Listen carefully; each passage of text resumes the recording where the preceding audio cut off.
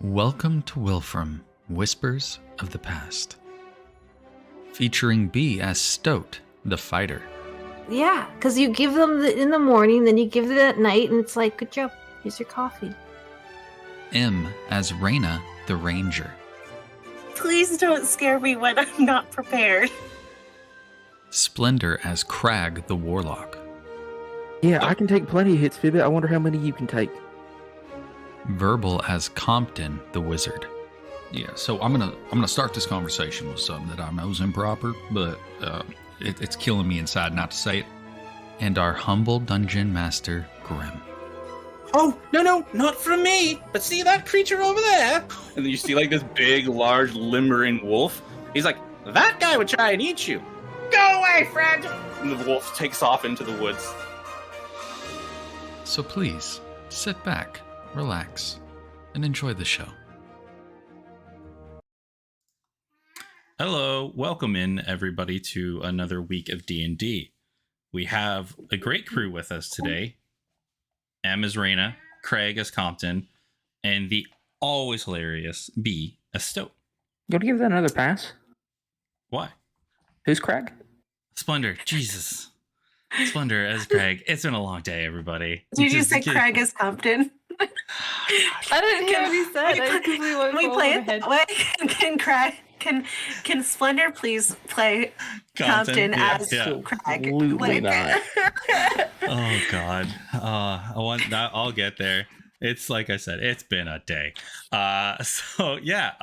Rewind, redo. M as Reyna, Splendor as Craig. I almost did it again. And B as Stoat. So if you would like to take it away so I could stop talking for a moment, M, could you do the recap of last week? That's me. So last week, a lot of things happened. So we started out in the middle of wrapping up the battle that we had begun the week before, where we killed all of the people inside of this bar, and except for Gulia, who Craig stabilized. We were Compton and I were sitting on top of the bar to block the entrance of God knows how many more people from the underneath. And but we managed to make it out. We made it out all right. We were alive and made it to this little what was he, a gnomish man's house, who was a Narbic, something like that. And he helped us into his little hidey hole where we managed to escape the notice of the men who were looking for us, who were with the wardens, despite Crag's nuts in that whole situation. Then Narbix told us that his employer Nordis Glem wanted to meet us, or would want to, because he somehow came to the conclusion that we were competent people, and said that his employer would like to meet us. So after a lot of nonsense, our usual skullduggery, we managed to make it out of there, getting a nap in for Compton and an entire rest in for Crag and I. We went back to the Hall of Wonders, where Compton erected a huge, or a 20-foot tower that had some fancy adornment to it on the inside. And Crag went off to collect Elvin as his +1 to this business meeting. And we went all together to the place that I can't remember the name of, but it's Nordis Glem's dance hall / gambling den. And so we went there and met up with him, and he told us that he would like to put both the wardens and the blood barons out of business in this town so that nothing is threatening him and he doesn't have to pay any criminal dues to them to keep them off of his back. And he will pay us to undermine them in the city, and in return he'll help us get Reina's arrow back.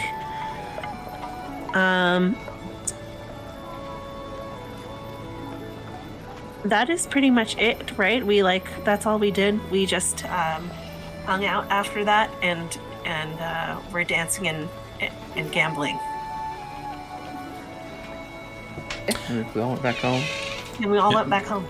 At the end, Raina and Compton, you all would have went to bed. Stoat would have already been asleep. And Craig stayed up a little bit later than the rest of you, having a wonderful evening with Elvin, and heading back to the Hall of Wonders. And with that, that's where we will start the session. As Craig slowly starts to drift off to sleep, where his eyes flutter once, they flutter twice, and slowly he drifts off to sleep. And then he closes his eyes one more time, and when he opens them back up, he sees his patron sitting on the end of his bed.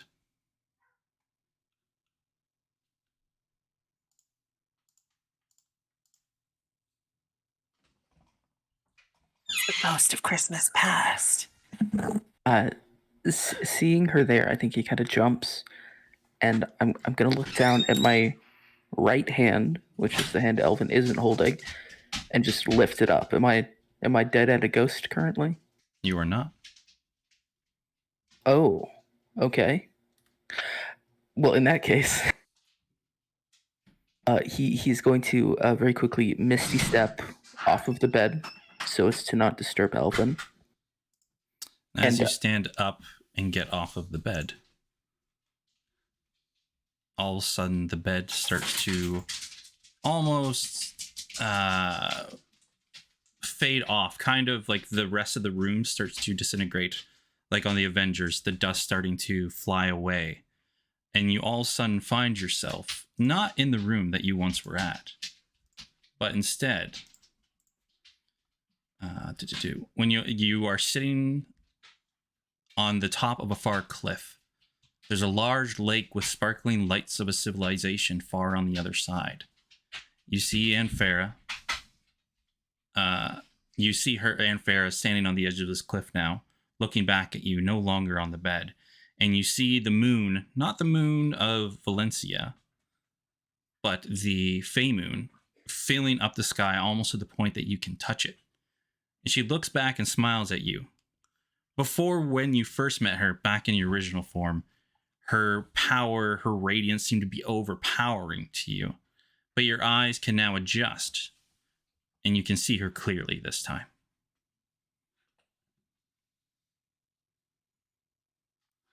He very stiffly bows, even though he knows she doesn't like that, and holds it there for a second, and then stands back up. Hi there, Your Majesty. Long time no see. Well, not a long time. It's been no more than a week. But anyways, hello. Hi. Thank you for answering my call. I appreciate that. I do apologize, Craig, for the delay. I was in meetings all day, but I got to you as quickly as I could. I'm grateful you got to me at all, so I'm not too worried about the timing there. I assumed you would have contacted me for a reason, purpose. Yeah, I mean, a whole bunch of them, really. Please speak up, and I will answer any that I can. Okay, well, It's my best intention. Just to let's start from the bottom and go up, I guess, from least to most important. When I go to sleep, I die and turn into a ghost now, and I can see people's dreams, and I accidentally gave my very good friend Stoat a nightmare. Well, why? Well, that would not be from me, but from my companion, the king of this realm.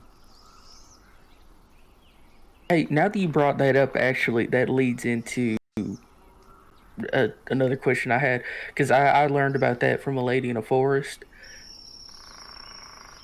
Should I meet him as like a servant of the court, or? Kind of gets closer to you, looks you deeply in the eyes. For now, you are mine. You are mine and only mine. You are my aid. You are my God. And for the time being, I am your queen, and all that you need is my patronage. He is of no... How would you say? He is of no worry at this point in time. Okay, so and he's just staring at her like very wide-eyed.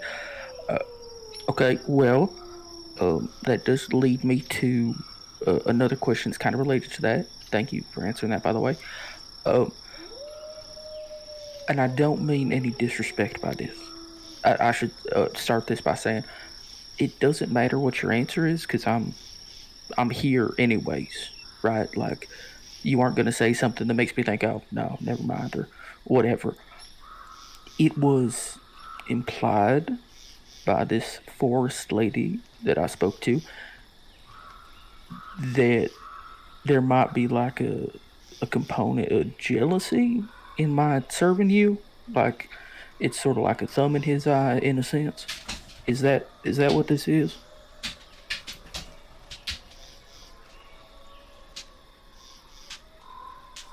You, as you came to me originally, you were confused, lost. The ways of our people can sometimes be volatile. Jealousy can be immense, and competitions can be grandiose in nature. Everything we do in the most spectacular of ways. I've been granted a new attendant, and of course there could be some jealousy in that way, as having those who serve under you, another number in the fold, could be seen as a slight to my king. But for now, you are mine, and we are in this together, and all you need to know is that I see you dearly. Oh, okay. Yeah, no, that's good. I only bring that up to be like, hey, if there's something specific you need me to do in service of that, just give me a holler. Get it done. It's fine. It's no problem for me. Just moving right along. I'm very confused by this. And he will gesture to her and then to himself. And I've started to realize that the only kind of similar thing that I have to this is like religion, you know? So it makes me worry if you got like, are there like rules I need to follow? Like if I get in trouble for doing something wrong? Just so I know ahead of time. What you do now on your plane is not of major import to us within the Court of Stars. At time to time, I may reach out when possible to ask you to do things in my service, but the main task I have given you is a course in a year's time. A little less now, of course, but to come, be at my side, and bring me a gift to prove that my gifts have been given to someone who values them. Yeah, no, I remember that, and I'm working on it. I'm working on a lot of things. It's a lot of, you know what a plate spinner is? Don't answer that. It's a stupid question. It's just there's a lot going on. Fuck. There's one more thing. Oh, back to the religion thing, and I'm sorry I keep going back to this. When I was a priest, I kind of knew how to do my prayers in a certain way, and I needed something to focus on. And it just so happened that the thing I focused on was the symbol of my goddess.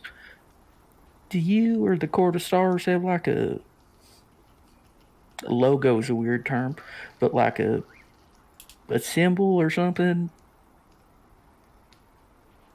There has been people who have made symbologies of our court. Ones that we have in comparison. It'd be harder for you to understand, but, and she like waves her hand, and you start to see the stars in the sky start to shift and form, and you see this logo start to form in the sky. Wow, that's something. Patrons in the past that I've had, well, not patrons, but those I've given my patronage to in the past have made this symbol amongst your plane.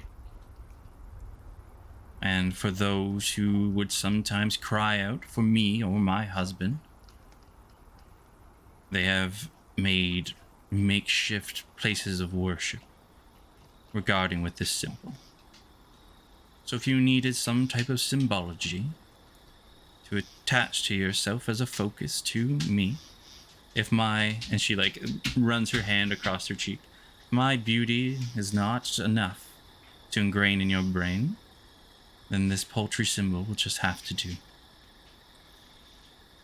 I promise I could never forget that face, and I do focus on it often when I'm doing my magics, because it's a pleasant sight. But I do need something physical.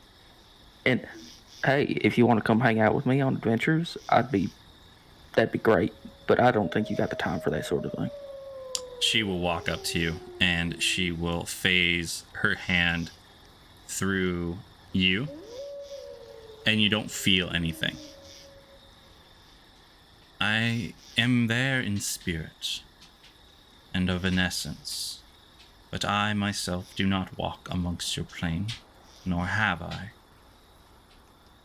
That is why I have individuals such as yourself, who, if I need tasks done amongst your plane, I am able to task them to you. Now, I'm happy to do that. So that is all of the personal stuff that I needed to talk to you about. There's one more, and and he just like takes a very quick look around. He's clearly like not on the material plane right now, right? Like this is a different place. With it right now, it is an odd, everything seems jumbled, shifted. Everything that she, like, it seems to be everything she's doing, she's almost creating out of nowhere. I think that's solid enough for him to reason that he's safe.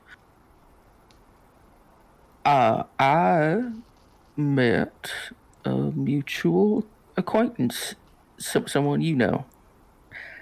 I assume you know him because he hollered at you by name. The arrow, Mr. Darkfoot, he says hello. Roll me a D100, high or low.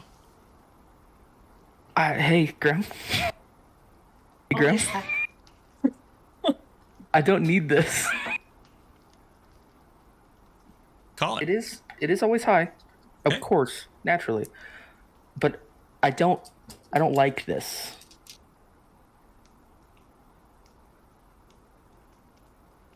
Well, that's troublesome. It's 25. Okay. Decidedly not high. As you're talking to her and you state that name, she's like, yes, I do in fact know of that name.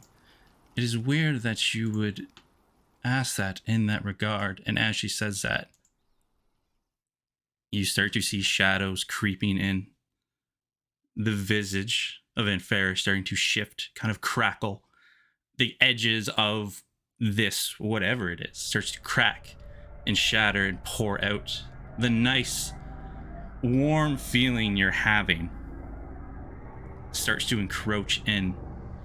and the lights and the stars in the sky start to go bloom, bloom, bloom, going out one by one by one. The moon starts to encroach and shift lower, and you start to see a face encroach from the moon. Hey there, Craig. How's it going? How are you doing there, buddy? Believe it or not, it was going a lot better just a couple seconds ago. Oh, I could imagine that. Ah, it's almost like someone didn't take warnings. Regards, things that were said to heart as much as they should have. Well, no, let's be clear here. You told me to tell Aunt Farrah hello. Oh, you did. But here's the thing. I did. I asked You don't you get not to be mad at me for that. Oh, no. But I did make you say, please do not say my name, as you reside upon this plane. And oh, this plane you do still reside. Okay, well, we can chalk that up to like a misunderstanding, right? No, like, no. I don't know where I am, if I'm totally honest with you. Oh. All right. And he sits there, and you see the face like starts to shift, and the moon gets closer and closer, but the face gets smaller and smaller. And that cliff that you're standing on, you see as the form of Arrow Darkfoot, in his new form, of course, walks up to you, kind of goes over to you, puts his hand on your shoulder. He's like, Craig. Here's the thing. I warned you once before that I was just trying to teach you things to be kind. I did owe you one, and I gave you that one. So, remember what we said that about you? You don't fear death. You just don't. That's real too bad for you. And you hear the and the clawing noises as you see the form of Blanksky come out of the shadows behind you. It's not the cute mouse one, is it, Grum? It is not the cute mouse one. I think he knows what it is, so he isn't even going to turn around and look. He's just staring at Arrow. And as you're staring, you feel that you hear at the back of your neck. And I need you to make me. What would this be? Is it intelligence? Make me a wisdom saving throw. I am very wise. Yep. I less so than I used to. You just remember this. You remember how high this is. I think I put these ones away. That's a 10. And you feel you hear as you feel, it almost feels like the blood and the essence is being pulled out of your body, and you start to feel weak as you hear the behind you, and the all coming from behind you, an arrow, that smile widening deeper and deeper, and you take 10 points of psychic damage. Ow. Now just want to say, just for a second there, I want you to remember this feeling. And he grabs you, and he's gonna try and push you down into your knees. I think because psychic damage is one of those really weird things where it's difficult to conceptualize. The problem is you're right now you feel like you are taking this damage in physical form. Well, and also to my recollection, Craig has never taken psychic damage. No, so this is incredibly foreign. So he just falls. Yep. And he puts his hand and he's follows you down to the ground, and he leans in real close. So I'm gonna give you a real quick choice here, because I'm a man of my word. I always keep them.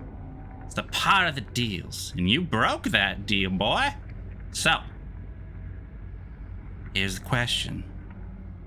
Are you the one that's gonna be on my hit list, my shit list? Have you learned to embrace the fear of death? Will you look over every corner, every dark shadow, and wonder if it's gonna be me behind that next bad dream?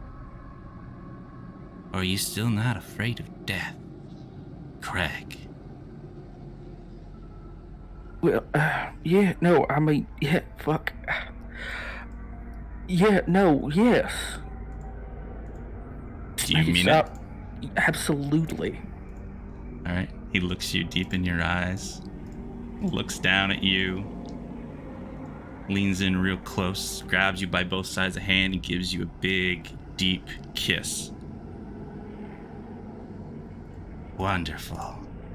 I love the look of the fear in your eyes when you realize that my threats are not empty in any way. So, the deal's been broken. The favor I once owed you was gone. You said my name, Craig. Monks is plain. We had a deal, and I like to stick to my deals. But lucky for you, well, lucky for your family. I can see that fear in your eyes. So, we'll be seeing each other once again, Craig. I've got work to get done. But hey, once that's all been figured out, well, seeing you. Enjoy the life while you can. Oh, and just in case you and your friends were wondering, that Deanne DeGray, or Jeff, was it? Well, may not have wanted to, but he says aloud. Bye-bye, Craig. Yeah, no. You see as the dream starts to shift out, you feel as the whatever's on your neck kind of like shears out from you, and you see the as the dream starts to shatter and explode, and you wake up.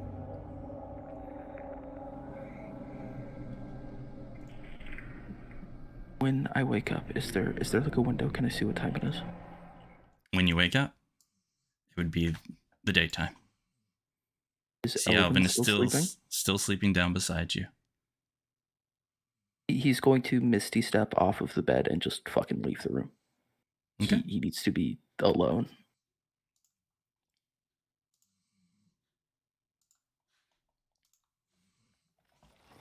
So you misty step, you head out. You see that because you guys got to bed so late, for you, Craig, that would have been a full night's sleep for you, not just the 4 hours. So when you wake up, it's probably getting close to about the 9 o'clock, 8:30 mark, and you see the school is in full swing when you go down. People are studying, people are going through the bookshelves, and we'll go over to Raina and Stoke.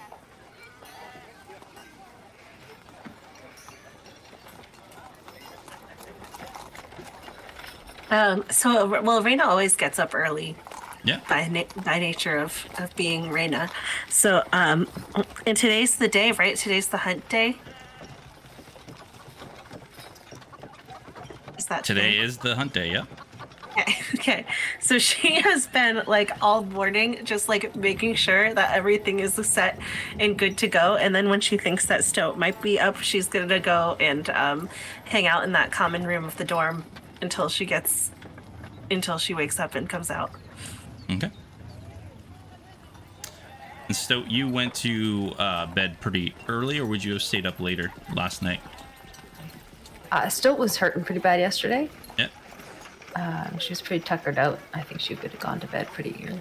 Okay, yeah. So you'd actually be waking up about the same time as Raina then. Oh. Stoat would be doing the same thing, making sure her stuff's sharpened and ready to go.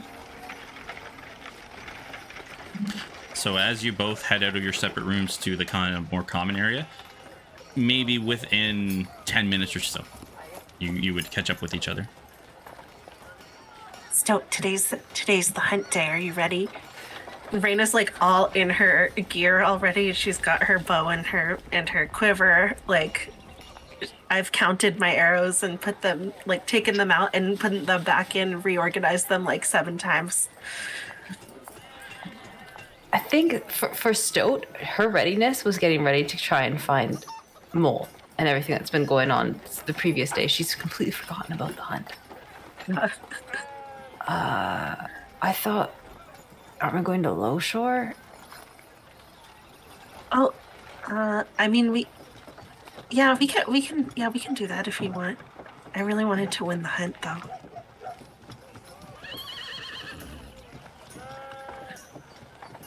Oh, the hunt.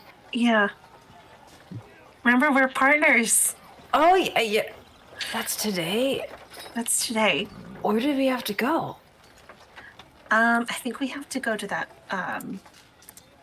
Grim, those guys said it was in that, like, park up in the Yes. Yeah. fancy place, right? Yeah. So where they informed you it was is that you had to go to the coastal, the upper shelf, and you have to go to the Kelton Park. And that is where the meeting area for the hunt is going on. I mean, we have to go up to Kelton Park. But wait, what happened last night? I haven't had a chance to talk to anybody.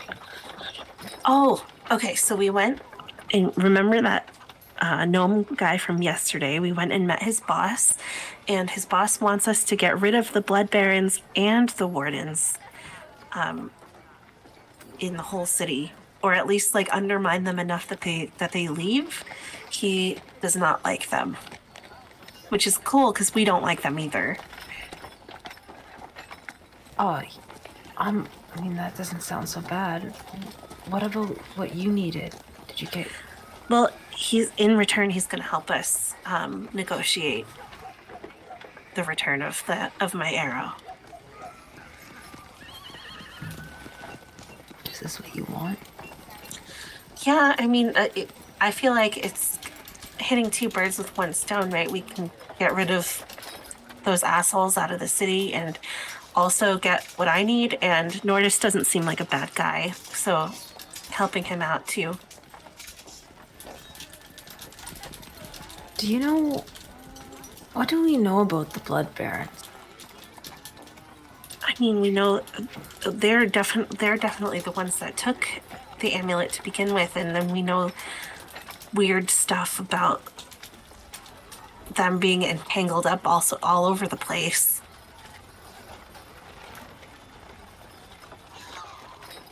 You don't think that it has something to do with the blood symbol I saw at that house, do you? I don't know. It could. Oh, I mean, a lot of this is they operate so mysteriously. It could be. You don't think that your friend is like caught up with them, do you? Stowe just goes quiet thinking about it. She wants to believe that Mole would never, he was always the strongest one in that regard. Since so if he is wrapped up in some bad business, I'm sure we can help him out, right? I mean, you don't think he'd be doing it? I don't think he would do it. And if he did do it, I can't imagine it's what he wants to do. Like yeah, he would do it if it meant like he could survive or something, but he didn't want to be one of them. He wasn't one of them. Maybe he's stuck like Ophelia was, and we can help him. Stowe's eyes just go big and hopeful, staring at Rena with those words. Yeah, you're right. You're right. We could do that. Yeah. We'll figure it out. And if you don't want to do the hunt today, that's okay. We can go and look for him if you want.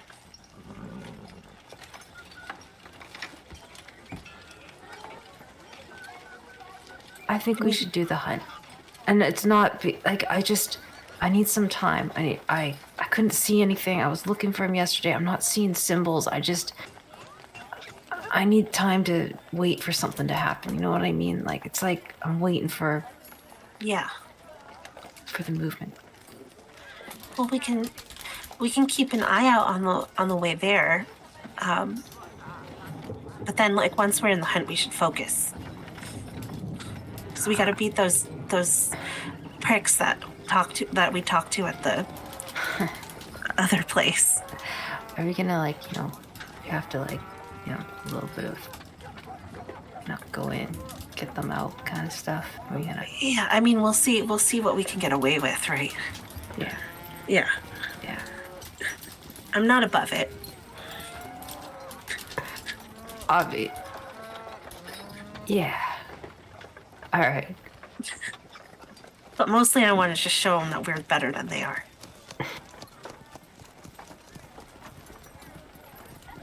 Right. Yeah.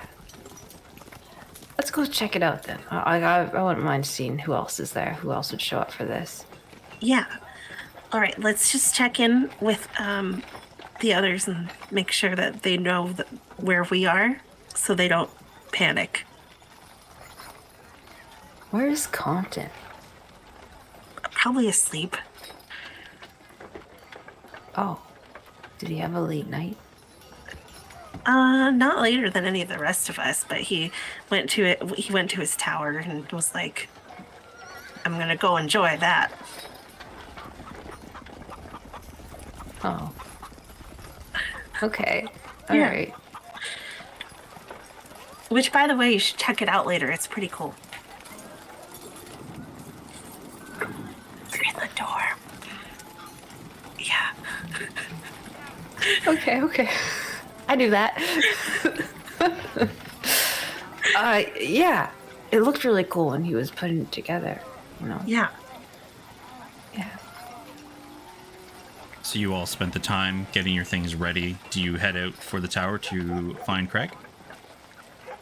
Yeah, I mean, if Craig is not, because Craig said he was going to sleep in the dorm, so if he's not in the immediate area, I would want to go out and try to find him, so someone knows where we went. And while we're walking, Stoat's actually asking Raina a bunch of questions just about bow, like her bow and whatnot. 'Cause she only recently started using one, like probably in the last year. Okay, cool. She's bugging you about it. She's going to be like, well, I made this one by myself.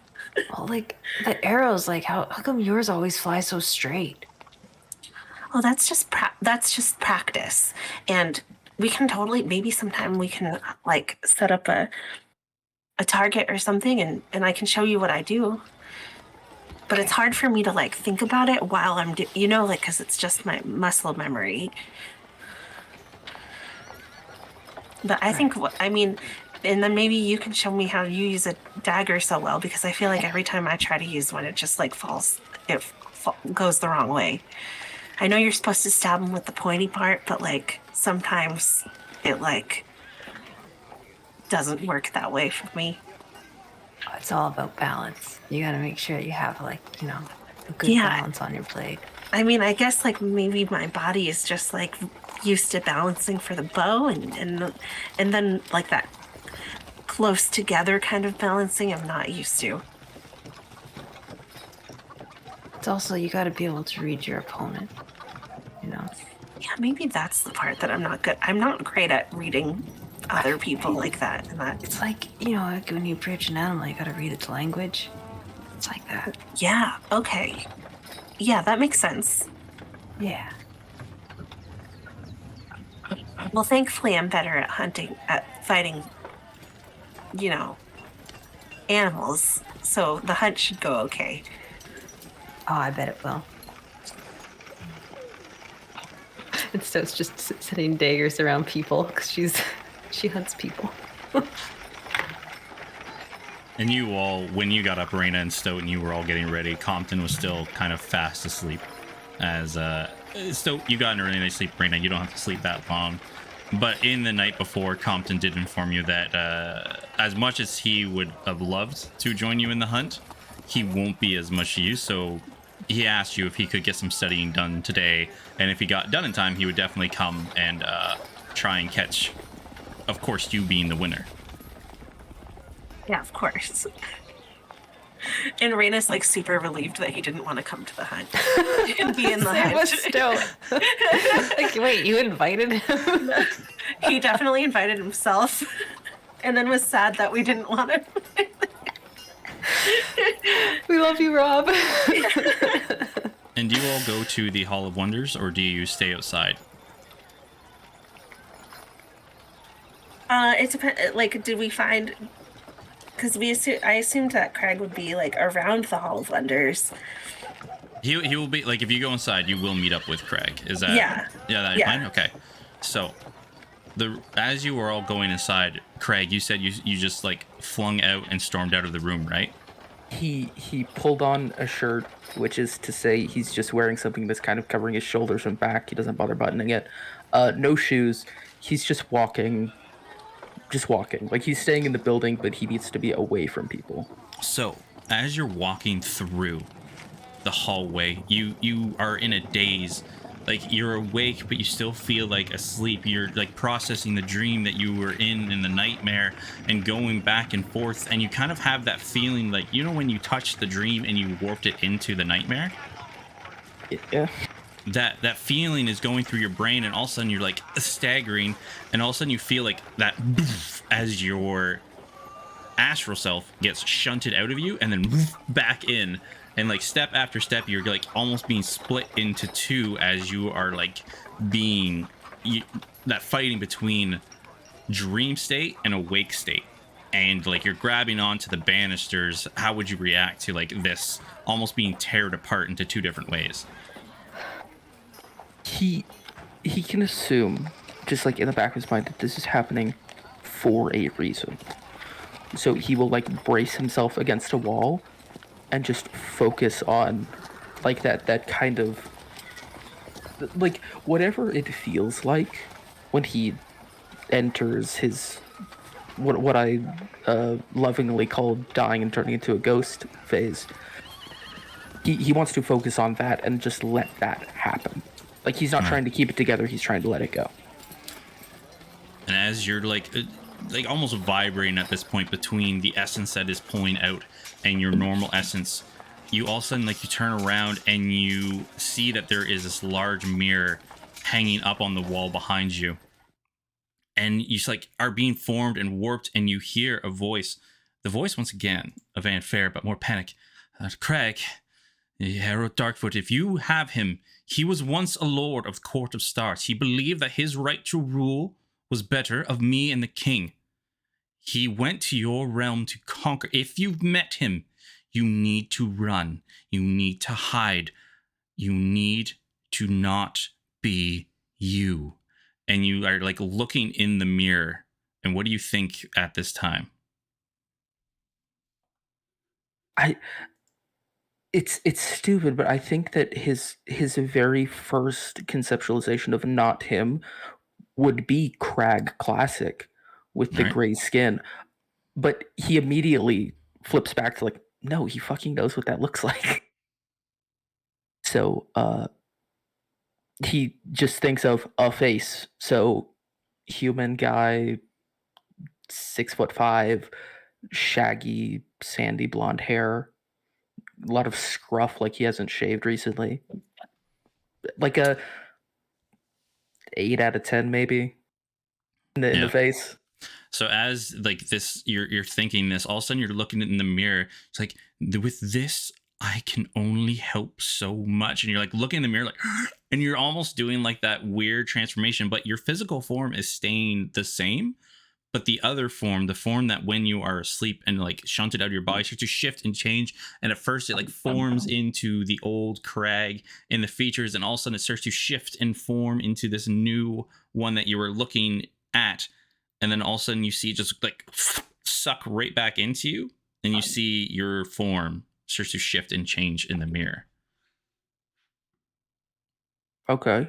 Yeah, no, that's great. I don't know if you can hear me, but just don't worry about me. I'll be fine. I don't think this is a two-way thing, but I just need to say that for me mostly. I'll be fine. And as you see the illusion that is upon you, because if you do your eyes, you can see it is definitely a spell, an illusion magic that is kind of fluttering over you, though it is going to aid you. And you can see that your form has like changed. It is very much almost like a wrapping over top of you. Your features, your ears that are pointed are still there, even though they don't look like they are. Even if you like try to change the way your armor looks, like it is slightly shifted and changed, but it is still there. The clothing you're wearing originally is still there, but there is like a filament wrapped over you, almost like the essence of what your other form is when you're asleep is almost masking the way you look. I think it does take him a good couple seconds to internalize, like, this is a magic I can do now. And he makes a note of that. And he's going to close his eyes and focus on trying to, like, recombine his parts.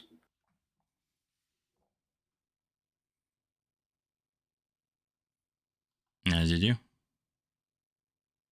This is done. So, looking down at my physical form now, I retained the appearance that I made. Yep. Okay, yeah, great. Fuck's sakes. Okay. God damn it, Elvin's still in the room. And he's going to turn on his heel and, like, jog back. Okay. At this point, you would see Stoat and Raina walking through, probably passing you, but they don't know what you look like currently. So it's up to you if you stop and talk to them or not. I think he forgets immediately that he looks different. Oh, hey, guys, you have your hunt today, right? Stoat's nodding. Great. Wait, so he looks like this other this Yeah, regular he looks like man? this other. Yeah. He's a human guy. Oh, so it's not nodding. So it's like, We are joining the hunt, sir. are you? No, I mean, fucking look at me. And he'll look down at himself. Oh, god damn it. Hey, hi, Craig. This is the thing I can do now. Don't worry about it. What? And he will stop for a Raina is second. looking around for a real Craig because she thinks that he has hired this man to fuck with them. Craig, in this moment, realizes, I don't know how to turn this off. So he views it as, it's a mask, right? So you'll see this human man reach up, and I'm so sorry for this reference, but I've had this in mind since I took the evocation. Have you ever seen Face Off?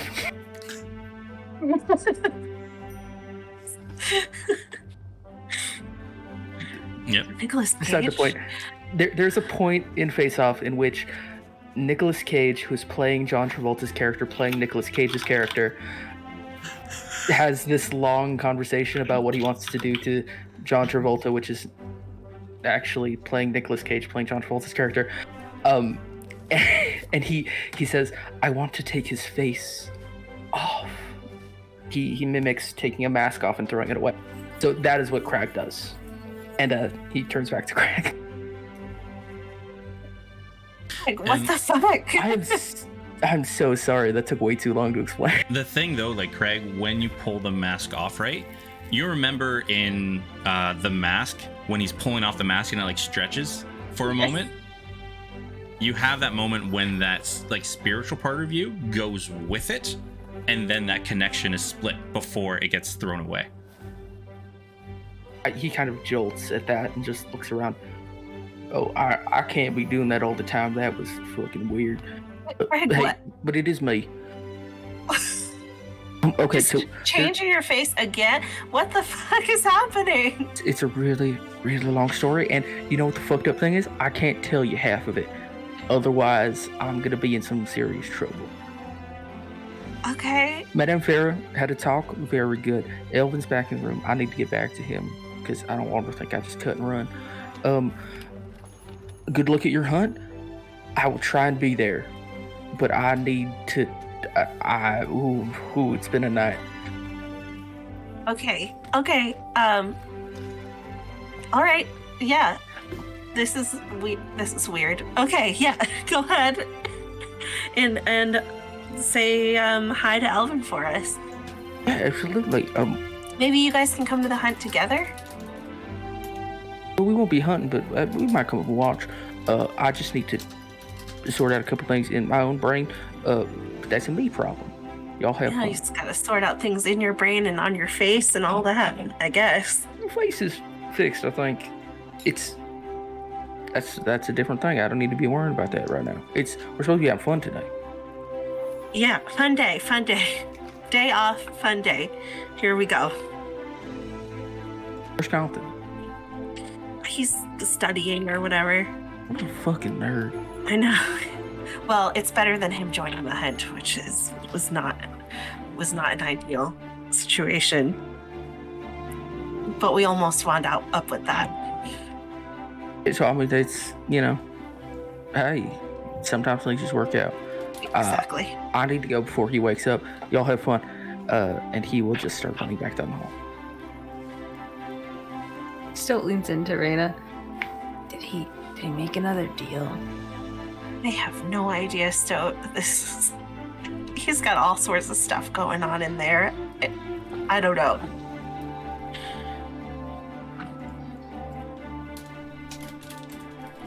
I think we should just focus on the hunt and normal things that we can think about in our reality. Yeah. So do Stoat and Raina just set off towards the hunt? Yes. Okay. So we will follow Raina and Stoat. As you all head out, going further down, you do have the passes now that the Church of Existential Knowledge gave you all as, an incentive to try and hopefully be more connected going forward. So you're able to go through the actual workers path, head there no problem directly, and you see that the city streets are just packed to the gills. Carts are everywhere. Everybody's having just this wonderful time. Market goers are just yelling out their wares, trying to get everybody's attention. And it's a cacophony of just full swing of this festival. Up until this point, the festival has been going on, but by no means to the extent that the festival has been in grandeur.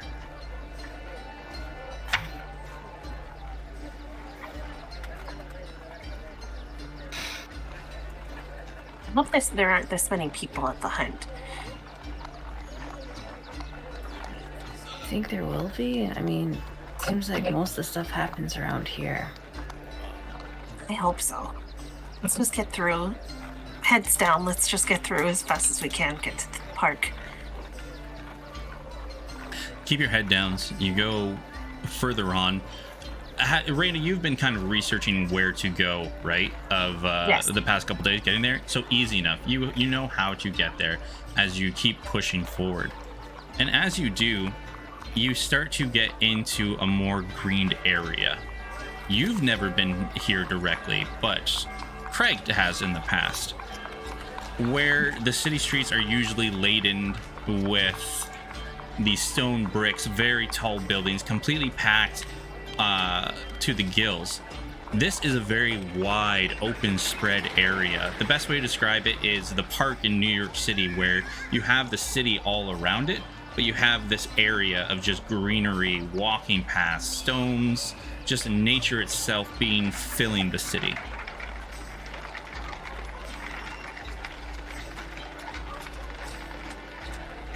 This is weird.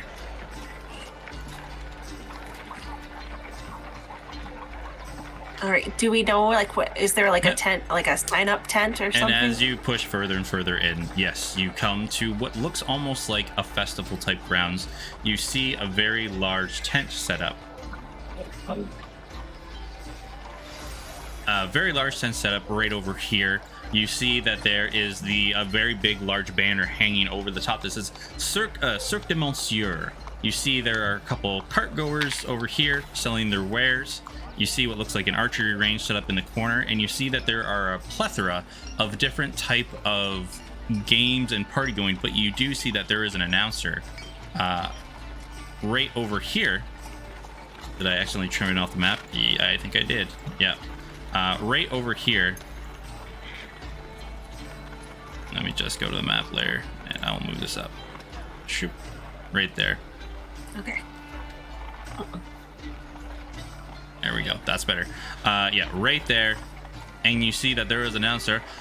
Everyone, it is almost time. 1 more hour for final contestants looking to enter in the hunt. There is, of course, the 2 layers for the single hunt that would be taken within the park, and those who are looking for the grand prize will have to take into the party hunt, which will be taken out into the Darren Woods, about 2 hours outside of the city.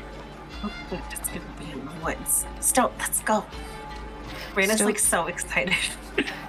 And Stoat's just reading everyone that's around. She's looking to find out what weapons people are using. Like, she's just trying to look for hunters and see what they've got as far as gear. Roll me a perception check. And what are you doing, Raina, as you see Stoat like eyeing the crowd, everything like that? I think she would at first try to get Stoat to keep up the pace, but then she would just like run up to the announcer. Wonderful. That's a 15 for Stoat. 15. You see a couple people. You see this Goliath man with long sand blonde hair with tight braids with runes and like feathers entwined. He has like this homemade leather tunic made of assortment of like different type of creature leathers. He's very tall and like stoic, and he has like almost a culture to him that he presents on himself. And he's looking around, and you see he has like this giant axe on his back, but he also has the gear that you recognize, where he has like tracking equipment on him. He has traps, everything like that, so he looks like a very skilled hunter. You see another individual. You've seen these ones before, only in passing when you were coming this direction. This one is a plains rider dwarf. Unlike normal dwarves who are very stout and burly, these ones are a little more slender. They have the features and like the hair of a dwarf, but are much taller and slender of build. He has a long ponytail with orange red hair and stone bracers at the base. Wears tight leather armor with like almost this runic paint pattern and a sling at his side. And you see one that you have seen before, a thunder elf. The very bluish white hair, very tall, muscular build. He is very large and imposing, wears very minimal armor, has these almost tribal tattoos, and you can see that his pants have all these little cut in almost knickknacks of hunts of like past trophies, kind of like a skull of an animal, an antler of a deer, teeth kind of hanging off of his belt of like past kills. And you see 2 individuals that you dead-eye get drawn to your attention to. One of very taller nature, one of almost a halfling-like stature. And you see these 2 individuals right here.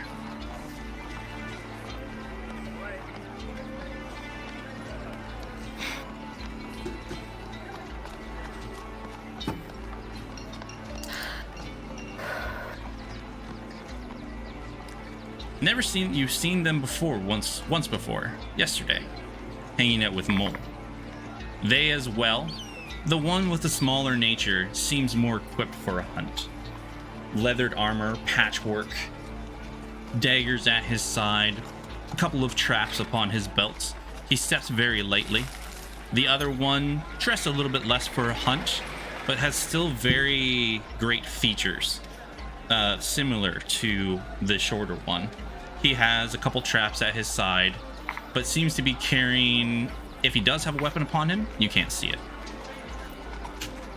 And they seem to be up already at the bench, signing up. And they head off and walk away.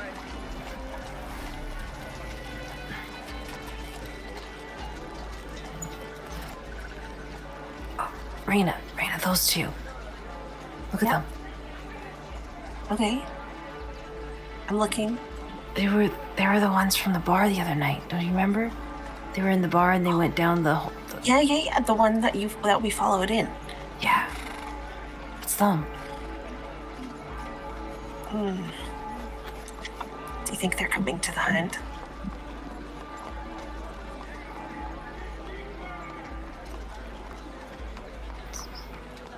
I mean, they'll be hunting something for sure. Well, we'll keep an eye on them and see what they do. But also win the hunt.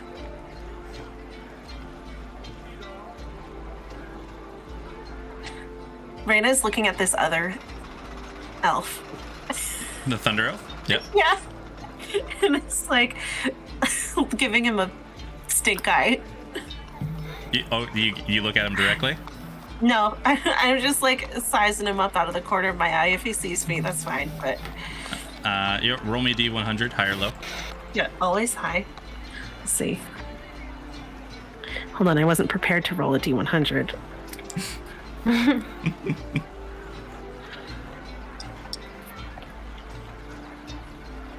That's a 100. A 100. It's a 100. What? You Holy love to see shit! it. I was praying that the D100 luck was gonna go up from here because Yeah. fuck, dude, it started off bad. Oh I'll my take God. a picture. So I'm gonna ask That's you. so cool. You give him the stink eye, right? And you want to go undegarnered. Do you do anything extra to him? I maybe like brush past him, but I want to look like I don't I don't care. Do you want to bump into him? Yeah, a little.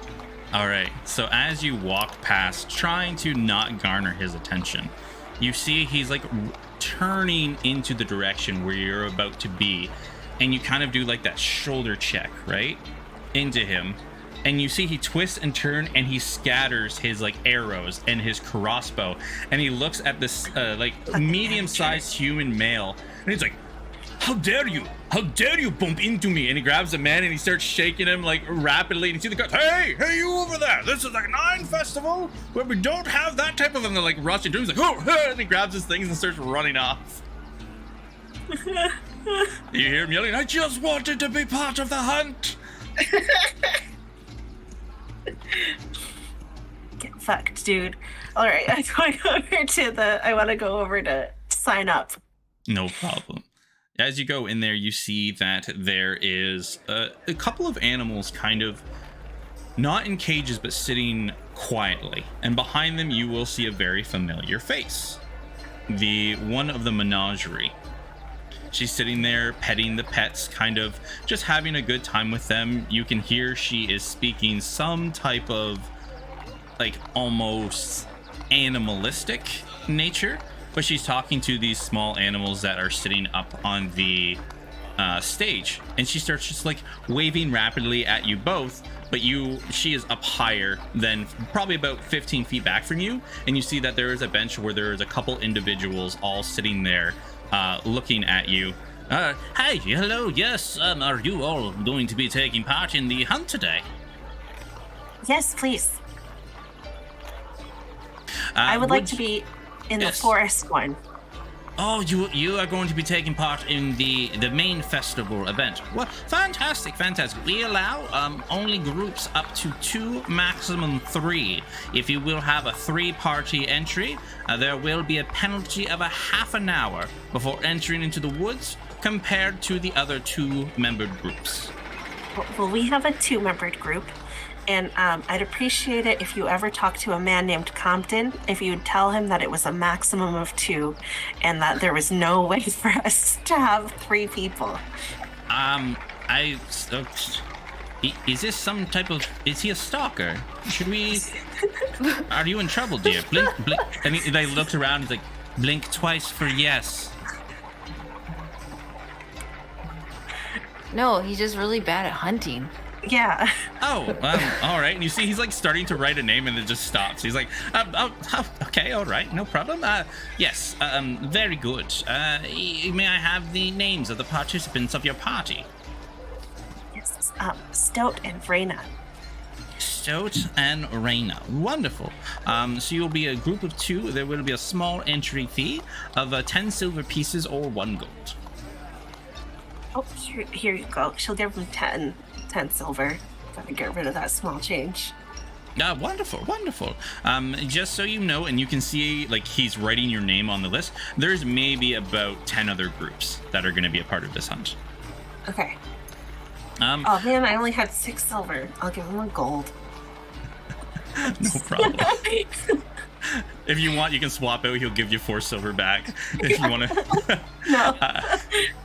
And you see there's other people like entering. You see the Plains Rider Dwarf. He's also entering as well. He looks and goes, and you hear him beside. He's like, "Oh yeah, I have a second party member." And then he kind of looks around, grabs like a random person from the crowd. This is Barnes, right? And he looks and gives him like a big glare. Yeah, I'm Barnes. Right, 2 members for the big hunt. They're like, okay, and they take the money. We will be starting the instructions, the rules in the next hour. Probably he kind of like looks around, looks at the sun. Within about the next probably half an hour. You can go enjoy the festival as you'd like. Please return here within a half an hour, or you may stay. And we will go over the rules. So, do you want to stay or do you want to go do something? I mean, if they're gonna have a big announcement in an hour, I wouldn't mind just kind of taking a look around. You know what I mean? Yeah, we could do that. Okay, we will be back before you tell us the rules. Wonderful. I will. Have you ever taken part in this event in Shaw Garden before? No. There is 2 options. I will give you this because you've never been here before. You can either try and take back a prey in capturing it, or there is the option to go the slaying route for more threatening species that may reside in the woods. If you are going to be trying to capture things, I would highly recommend you look into some of the traps that some of the merchants around here are trying to set off. But that is up to you. Just a little tidbit before, so you're well prepared. Oh, I brought 1 trap. Do you think I'll need more than 1? No, if you will most likely be just going after a single target, so 1 should be more than enough. Glad to see that we have 1s prepared. And you see, roll me both a perception check. 18. Okay. Perception 21. 21, both of you notice that there's an individual probably about 10 feet off from where the sign up is. This man as well, completely, though he looks more formal, you can see the peaks of like the leather tunic underneath, the chain ringmail coming out from underneath of his shirt. He has these nice ornate leather bracers. And kind of tucked away, you can see he has much hunting equipment and weaponry. And he has a little clipboard, and as you talk about how you've already been prepared, you see he starts to scribble something on one of the boards. What is he scribbling?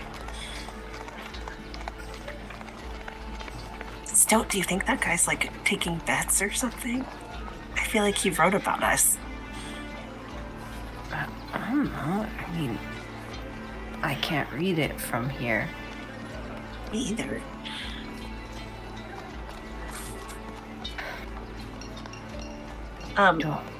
You should go check it out, because I okay. Yes. I'll go up to him. Hello.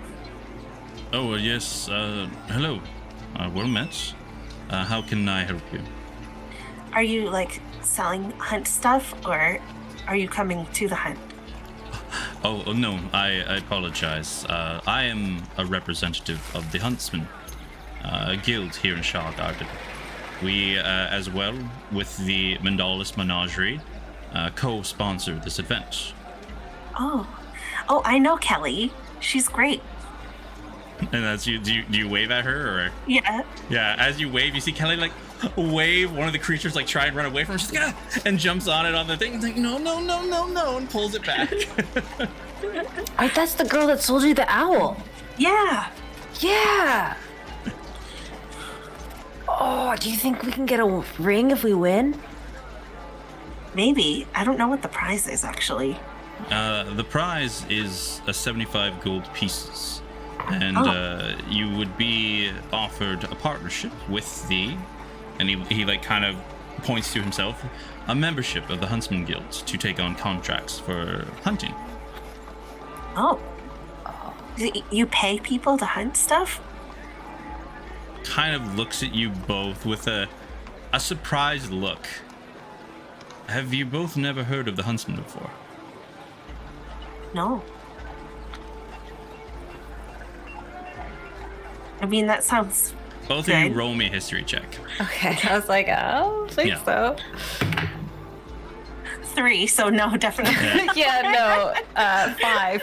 He looks at you both. He goes, all right. Well, the Huntsmen, we are a small band. There is the Adventurers Guild. They take on more, how you would say, larger scale tasks, usually given by government officials, noblemen, everything like that, where they deal with larger threats, not even larger threats, but more versatile of tasks. I like to call them handymen, as they take on any single job that is offered to them as long as it pays gold.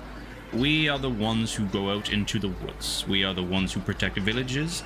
We are the ones when villages and towns and cities are under a threat of beast or monstrosities. For those who can gather just enough coin to try and save their village, we are the ones who take on those jobs and hunt down their prey. But to make it worth our whiles, we also help craft and transform the prey that we get into weaponry, elixirs, and aid for our huntsmen. That makes sense. Cool. So you get to win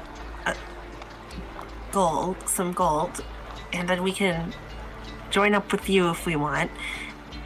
And then also, but you know, the biggest prize is definitely going to be the glory of the hunt.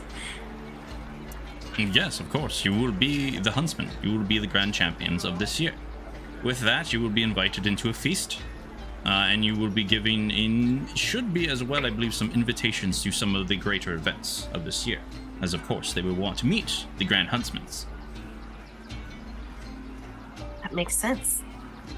At the feast. So wait, what is do you know like what we are going to be hunting out there? What's to hunt? Roll me a persuasion check. Touch his arm. 12. The 12. Well, that is part of it. We don't want anyone having any before knowledge so that they can prepare specifically for the hunt. But there will be multiple of options. I will say there will be creatures to hunt, to dispatch, and as well, we hunt creatures to preserve them. So you will have multitudes of options depending on your skill sets. Okay, that makes sense. I was just thinking because of the feast, and like you'd probably want to have like it wouldn't really be a huntsman's feast if you weren't like serving a thing that we hunted. So I'll try to get like an edible one for us. Is that cool? Wonderful. And he slaps you like on the shoulder. He's like, I like you. Good. Okay, great. I am very motivated. All right, and do you just walk out into the festival square? Yeah. All right. Stokes this whole time is like she's waved to Kelly and whatnot, but she's also tried to keep tabs on where those two redhead guys are. Yep, because you rolled your 15 when they were signing up, you saw them head over into this direction. Towards what looks like the archery range. Hey, Raina, can we go over there? And she's trying to like nod towards a area that's got less people. Yep. Yeah. And as we get over there, Stoke's still staring at them. So, do you know much about what goes on at, in that place with all the orcs up north there? I mean, I've heard passing rumors, but not really, no. Oh.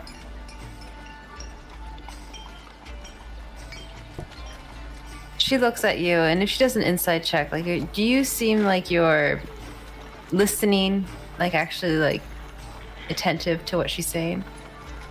Yeah, I would think so. Okay.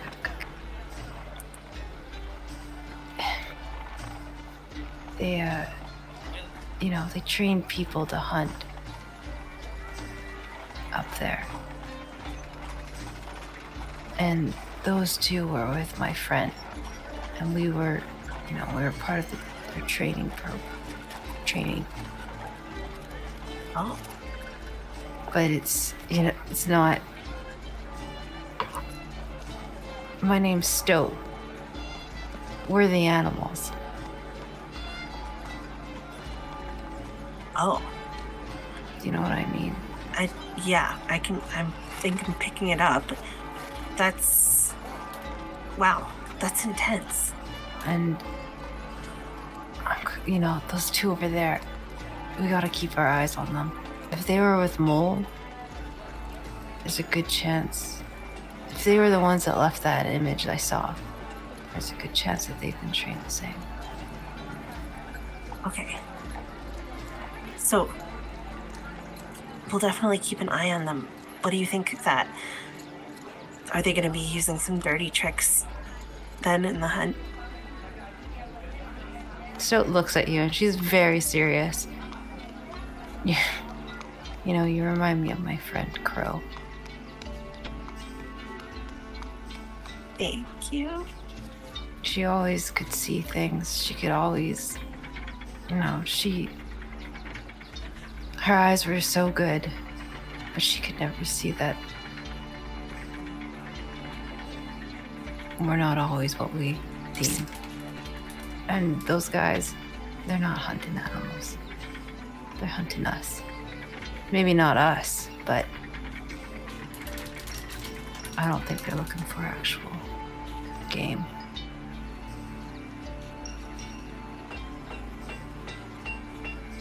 Okay. Yeah. Well, we'll keep an eye on them. That's important. Yeah. Do you want to go talk to him? I personally don't want to talk to them, but if you want to go up, we can maybe shoot at the range and listen to what they're saying. And you can talk to them. Yeah. Okay. It looks like there's a target for you. You practice, maybe I can see what's up. Yeah, and I'll be there the whole time in case something goes bad. Okay. Hey, do you know how to do that thing that Compton does where he, gets in your head a little bit? Oh, like where he talks in your brain? Yeah. No, I don't know how to do that. Me neither. Alrighty. Okay. Would be handy, especially if it was like a hunting team. Don't tell him I said that. That actually might be handy. Maybe he would be better than we thought he would be. I feel like... Nah. Just kidding. Oh, man. And as you all head over to the archery range, we will jump back to Crag within the Halls of Wonder.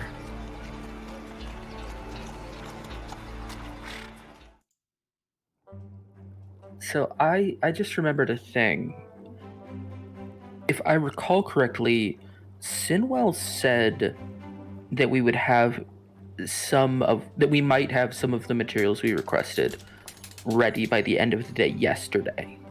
Yes. Yep. So when I go into the common area, is there anything I was looking for in there?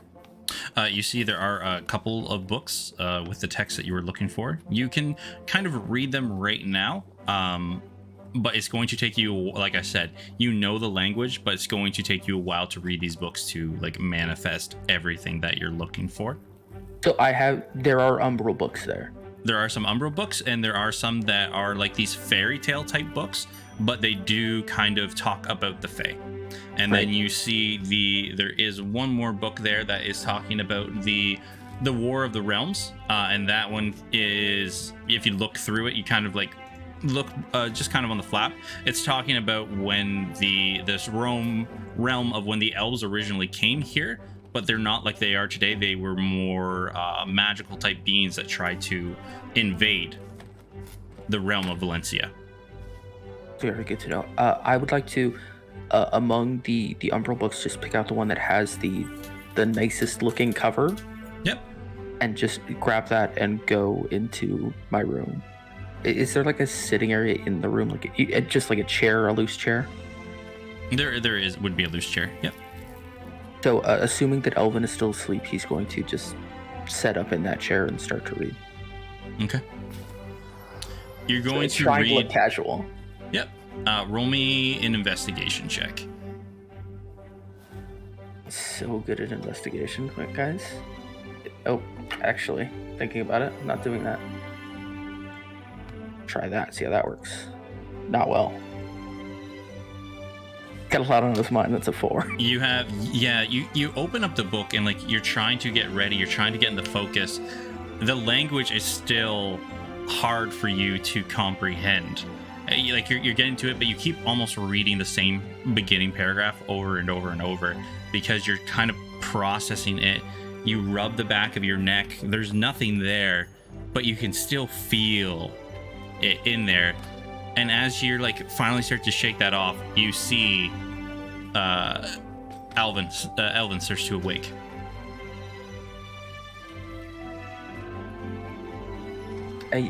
His immediate thought is like, oh, I would like to get up and go over there to him, but he fights that, and he will just sit there and kind of watch him wake up and wait until he is addressed because he doesn't know how this works. See, he wakes up, he does like the big stretch, the yawn, and is like, oh, hello, Craig. Kind of like looks where you were in the bed before and looks where you are now. I apologize, I must have overslept. It was a long evening. In a good way, of course. It's all right. I would have stayed in there with you, but I had it's a long story. It's a bad dream. It's fine. No, I'm sorry to hear that. If you'd like, I can leave, and I don't mean to be a bother. No. I have other things I could. No. Stay if you want. I mean, like if you have other places you want to be, that's okay. I'm just saying, like, don't leave on my account. I'd prefer it if you were here. But like I said, if you got other places, that's fine. I don't want to keep you if you don't want to be here. No, I took today off, so I don't really have anywhere I need to be. Most of the festival events will be starting to happen around now, so there should be a lot to do in the city. Yeah, no, I'd like to go see about all that. I did last night. I mentioned something to you, and yes. This is a difficult conversation to have, if I'm honest. I know something you might be interested in, but I would like it a whole lot if you could keep it between us. All right. That I don't. As long as it's nothing that would harm anybody, I see no reason why I shouldn't be able to keep that. Yeah, no, I hate that I had to do this, but insight check? Yeah, insight check for sure. Man, rolling hot tonight. 11. That's a 16, sorry. A 16. Yeah. As you look at him, as far as you can tell, he seems to be the intention. He was very pointing with his words, as long as it's not to harm anybody. So he will gesture to I imagine there's a little nightstand next to the bed, and that is where the book that he gave him is sitting currently. Yep. The Lady of Midnight, I know who that is. I think, I'm pretty sure based on what I read. Oh, right. And that's not the the actually interesting thing, I don't think her name's Taurine Sarir, Shadow Elf lady.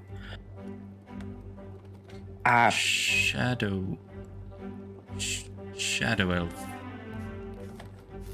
Oh, okay. All right. Yeah, I'd like, and he points to his ear. That's what I am. I have Shadow Elf. Oh, but she's like full Shadow Elf. The thing that you might be a little more interested in is that I have met her in kind of a roundabout sort of way, I think. Okay. Okay. All right.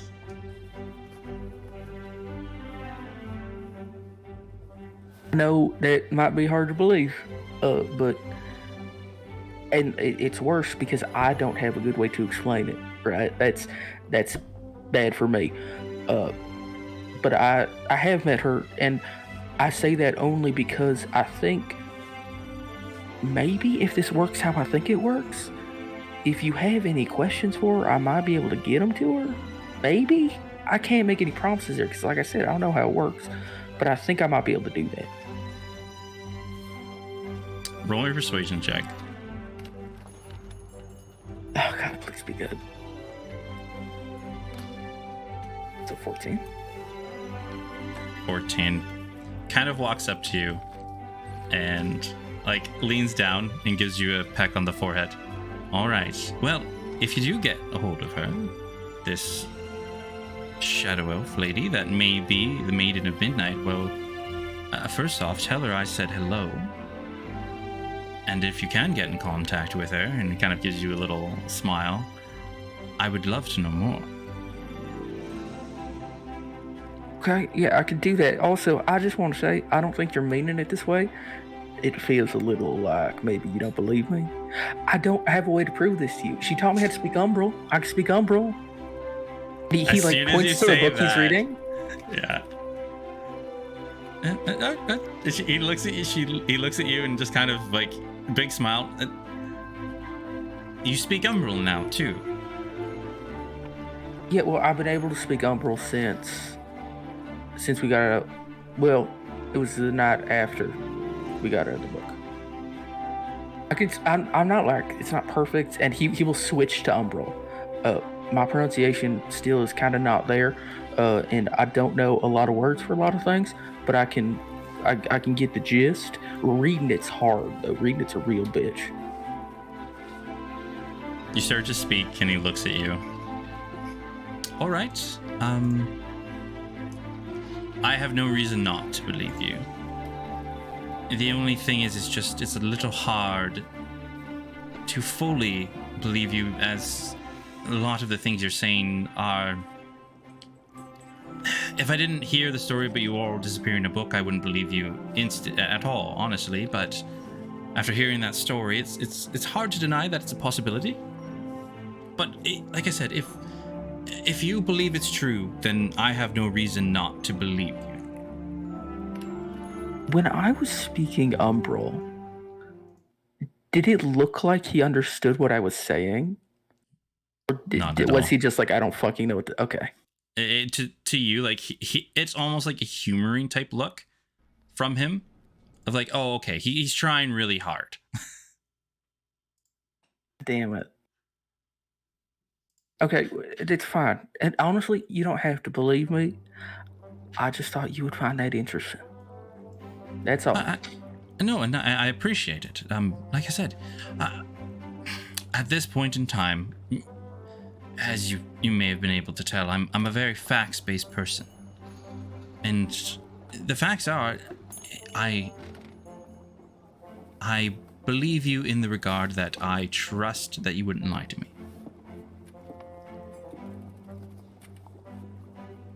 I wouldn't. I don't see why you would believe me when I say that, but I wouldn't. Only because I really don't have a reason to, right? Because like I'm trying to. Oh nope, I shouldn't say that actually. He like puts his hands on his shoulder and looks at you. This is a lot. First thing in the morning. Can we go get some breakfast? Maybe walk around for a while, and I'll be happy to talk about this. I just put on my pants. Yeah, no, it is a lot, actually. It's been a morning. You know what? You're right. I'm going to get on different pants. Because Craig's wearing the pants he sleeps in, which are these very nice, kind of silky, very baggy pants that he would never wear outside. Do you think should I dress up more than this? And he gestures to his still very open shirt. Where are we going for breakfast? I was hoping to maybe just grab something from a cart in passing. There's some nice pastries that usually reside in the coastal shelf. There might be some more unique things because it is the festival times. If you want to sit down somewhere, we can. No, I was just asking because, like, if you wanted to go sit down somewhere, I didn't want to like roll like this. But I'm always down for like street pastries, and he will get up and start finding his pants. Yeah. Honestly, I haven't had a day off in quite some time, so to just sit down, it seems a little of a waste. I get that. Hey, let's make this a very good day. Anything you want to do, it'll be done. Promise. He looks at you. All right then. It's everybody else is off doing their own thing. Rain and Stoat went on a hunt. Compton is being inside reading like a real fucking dweeb. So like, this you and me, this Crag Elven adventure. Roll me an insight check. I already know what this is. Ooh, that's not good though.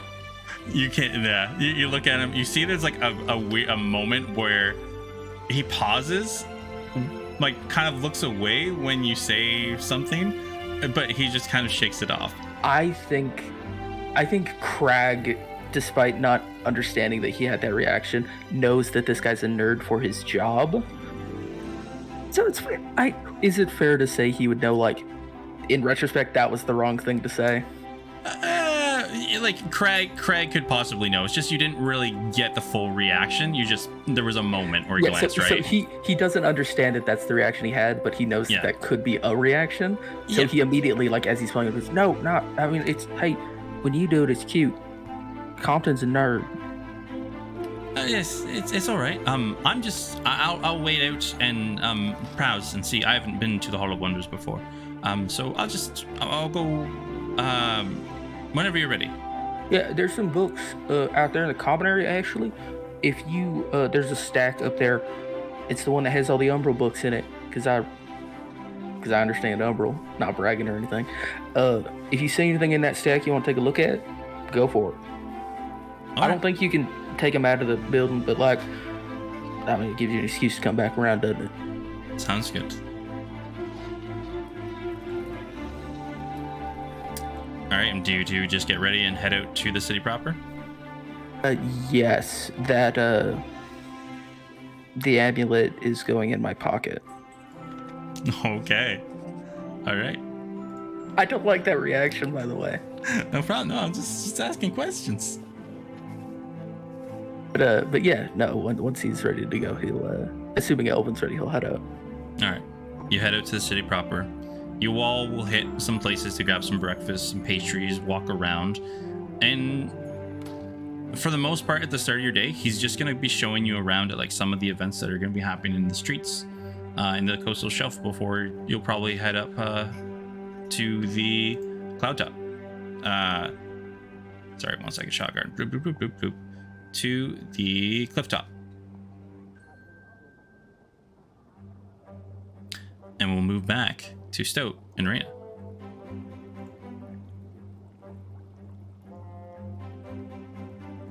Okay, so we're at the archery range.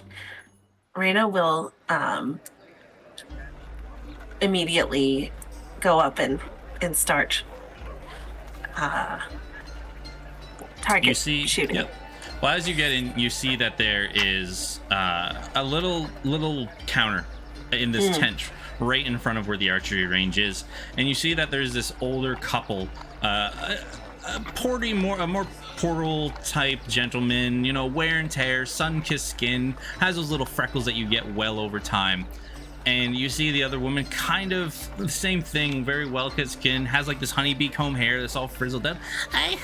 Hello, wonderful. Would you like to test your luck at the archery range that we have here today? There is, of course, only one participant at each time amongst the lanes, but you can indeed win a prize. Oh. Okay. I mean, yeah, I'll win a prize.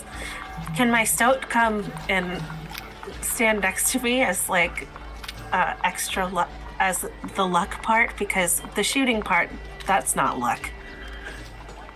There's no problem. Yes, as long as she will not be participating, of course you can indeed. Okay. There Great. will be an entry fee of 10 silver pieces. How is one gold piece good? Because I don't have 10. Oh, yes, of course. And you see her husband's like, like sees the gold and just like rubs his hand together. You will have 3 arrows, of course. And you will take 3 shots. Depending on how well you do, you will win a prize. What's the prize? Oh, we have many things. You will, of course, there is a monetary value if you score high enough in return. But we also have, and you will see, Raina, this beautifully flecked, ornate quiver. Like, has these nice, like the leather is so well tanned, almost pristine.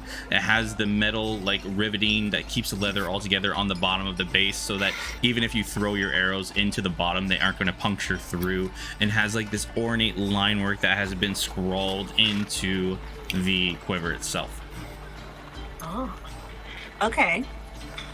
And Yes. do we have to use your arrows, or can I use my own?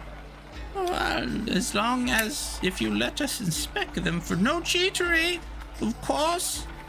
This is a friendly game, and we see no problem with that. All right. Yes, you can inspect them. Be careful. I checked them this morning. They're all perfectly balanced. All right. And they're like, you'll see them, and all of a sudden, like, looking over, just like holding the arrows, and she hands them over to her husband, and he's like, does it really fine. You can tell he is probably a boyer, as like he's looking them over, balancing them, checking like the fletching on the back, looking at the tip of the arrows, and holds them up and like balancing them. Yeah, these will be fine. They're well crafted. By no means do we have chicanery in our midst. Yes, no chicanery here. I'm strictly of the school of japery. All right. Please, you can take the lane. One of the other lanes are taken up by, and he points over to the 2 red-haired individuals. The one is shooting, and of course we have as well. And that person has a support person amongst their sides. Okay. Thank you. So? Yes, miss? Stoat's not talking to you guys, but she's just watching, and it's the shorter guy that's shooting? It is a shorter guy that is shooting. Okay. The other one, the taller gentleman, kind of looks almost bored, like leaning up against the back wall. But the shorter gentleman definitely seems to be very, very intent on what he's doing. He seems bored. He doesn't seem like he's looking about, trying to find anything. You can roll me an insight check if you like. Oh, let's see, watching people. That did not. It's like. Okay, insight. That is a 12. 12. We'll roll for him.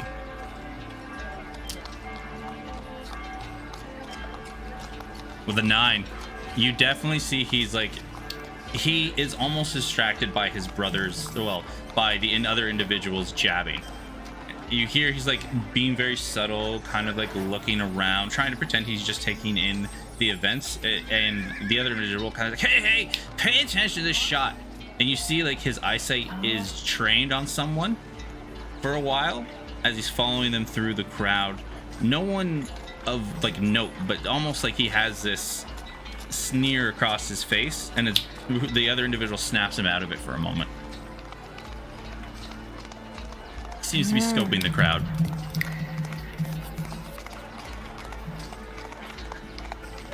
Oh, okay, all right.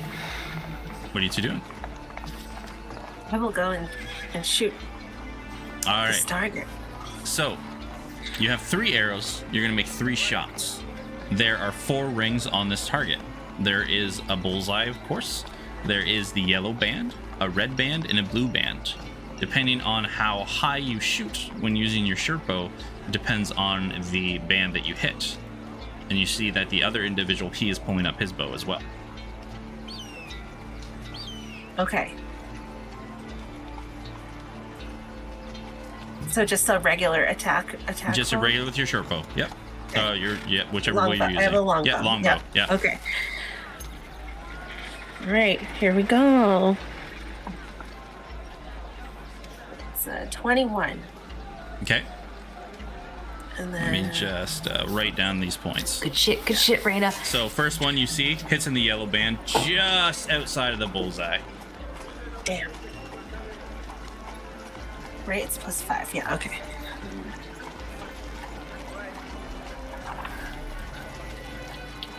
Well, I'm gonna use this one.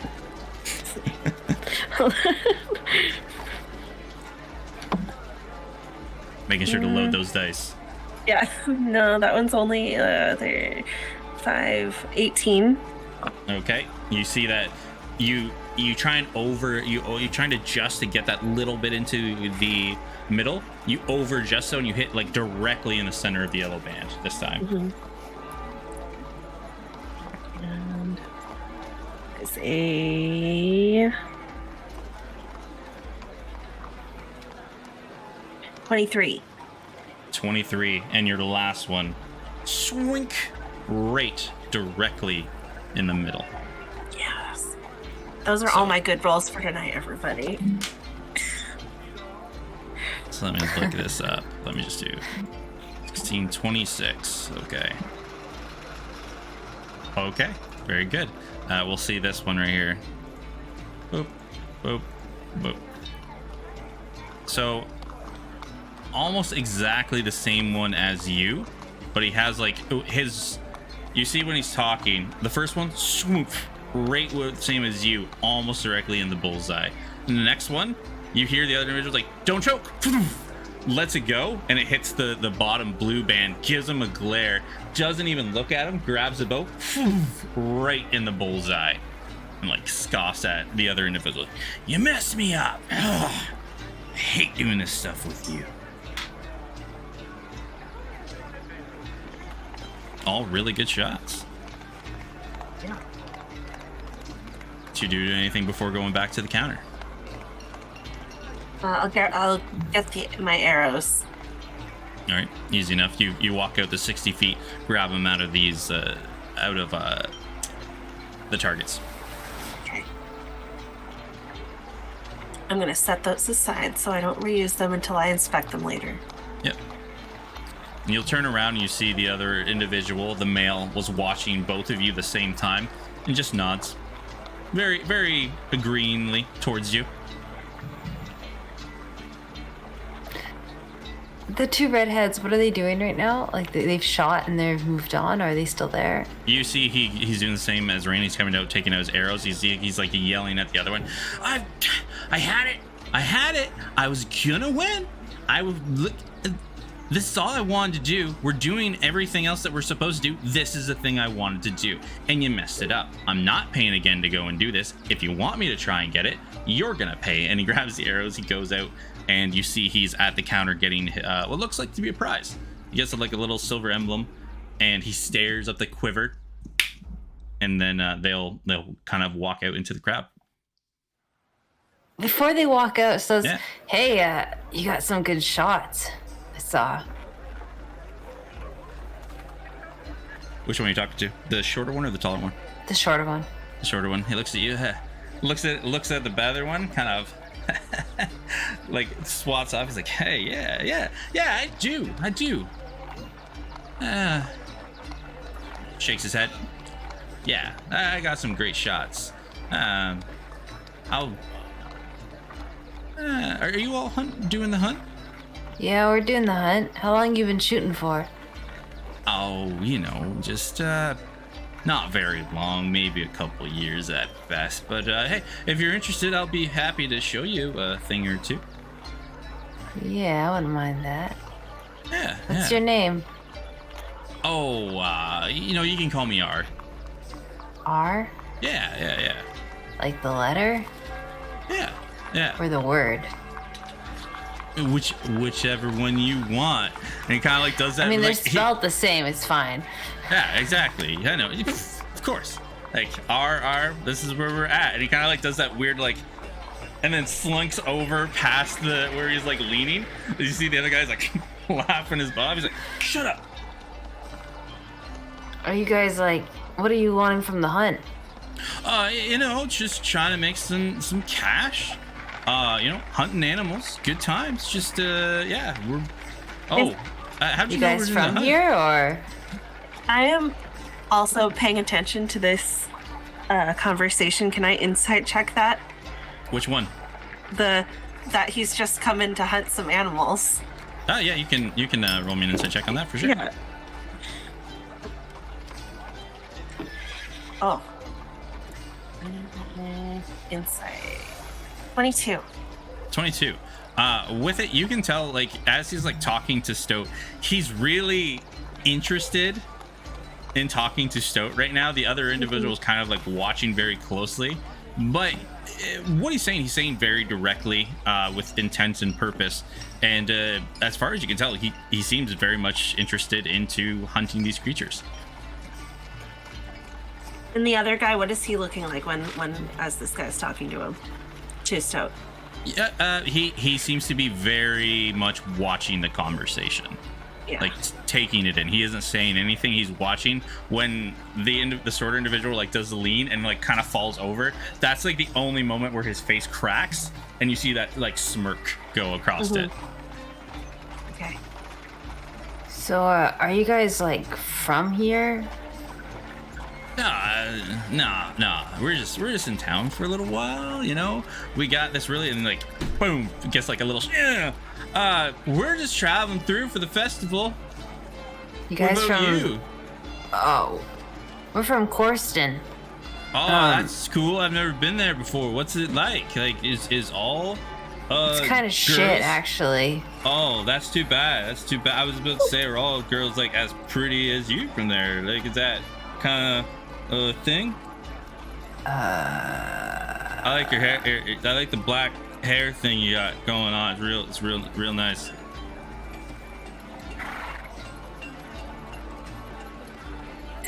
And Stoat's like staring at them. Does she see any kind of weaponry on them that's besides the bow?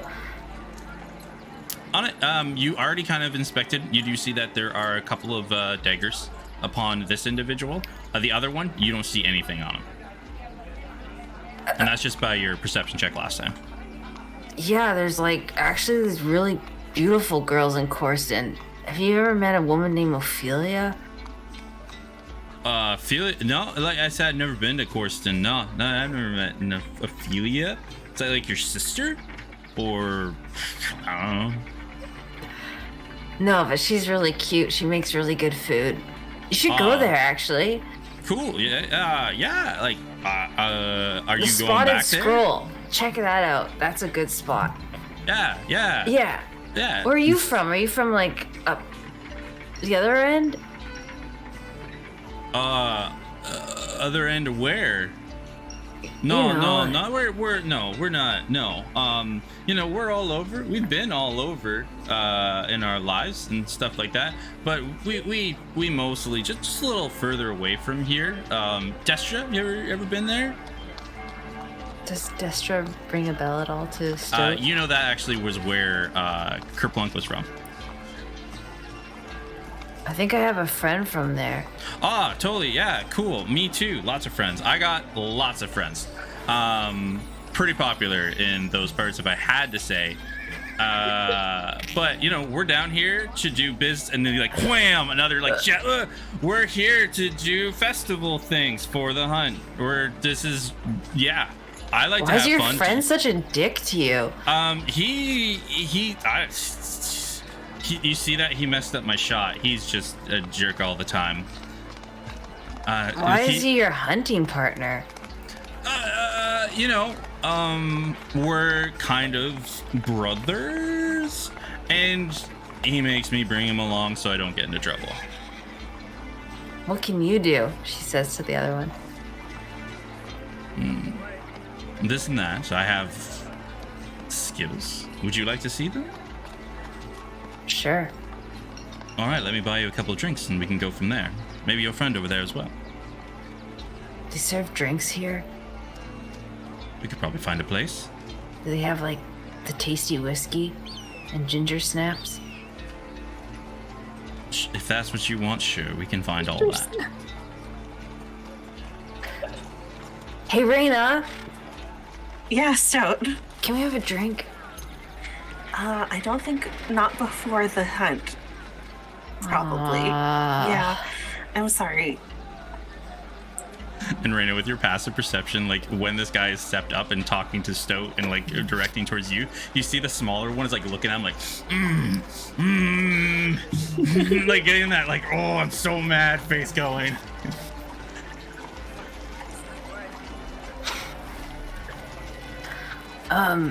So, do you know what we're hunting? No. And he kind of like steps in front of the other one. No.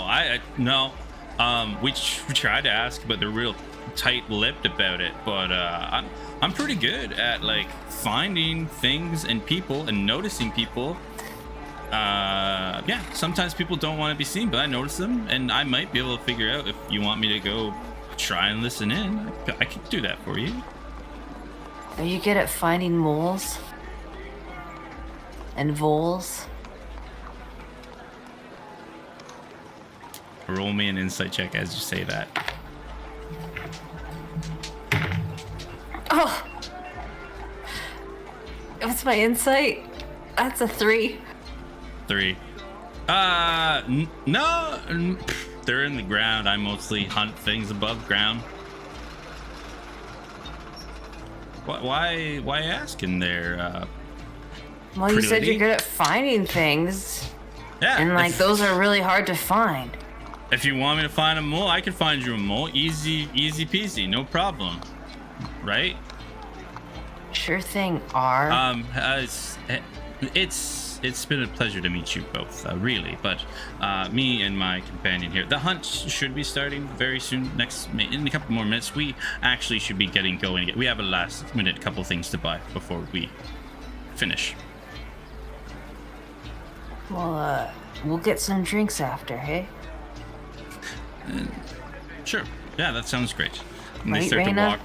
Yeah. Yeah. They start to walk. How are you? And he like gets pulled into the crowd. Yeah. So they walk deftly into the crowd, and probably like 3 to 4 to 5 people kind of like block your sight for a little while, and then they would just almost blend into the crowd, completely gone.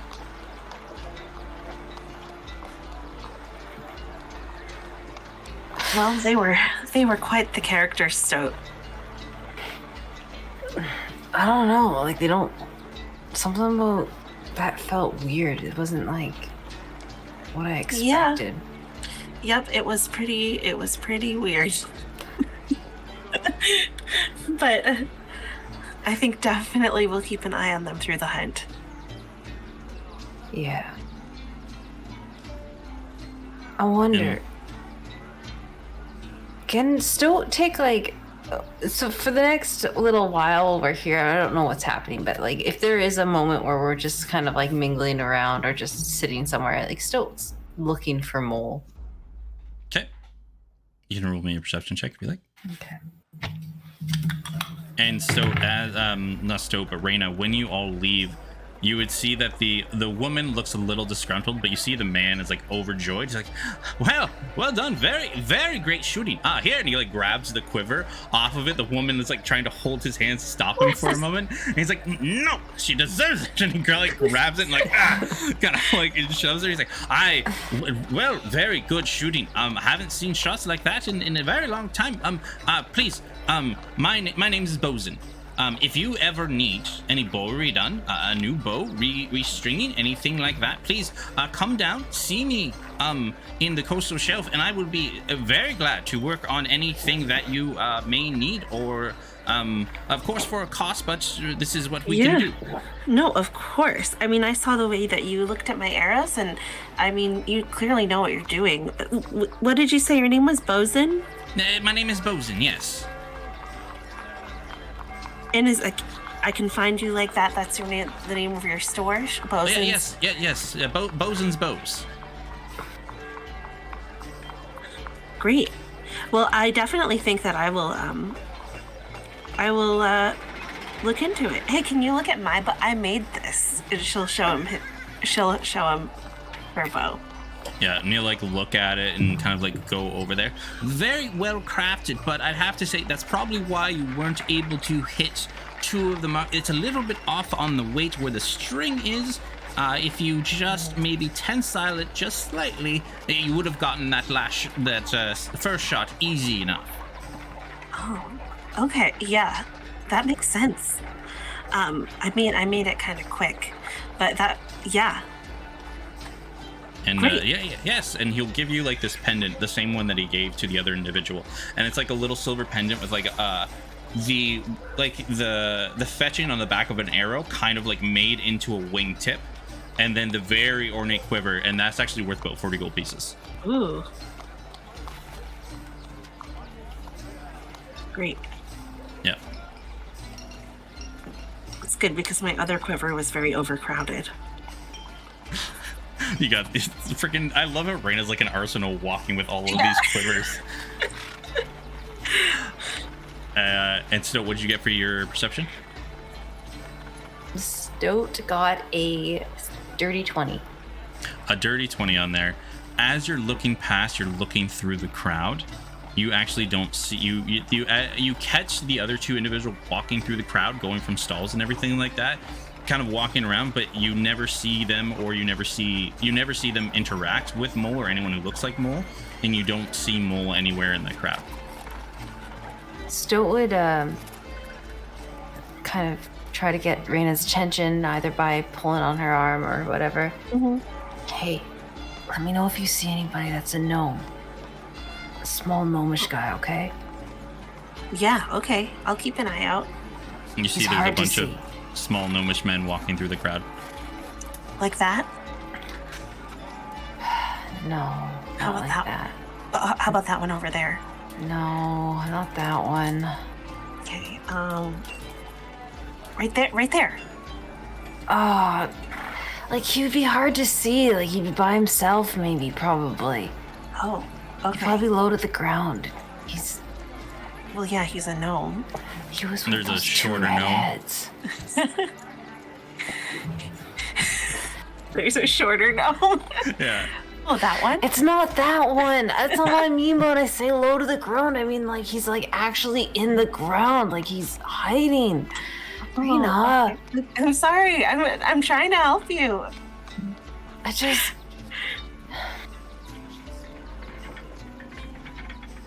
She looks at you, and are you like at all?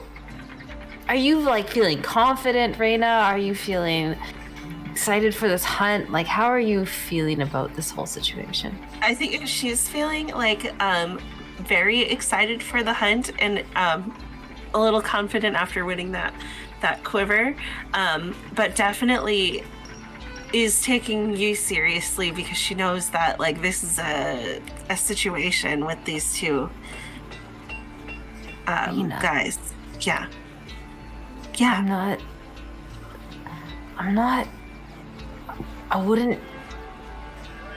don't feel like we're safe right now. And I don't like that the others have no idea what's going on.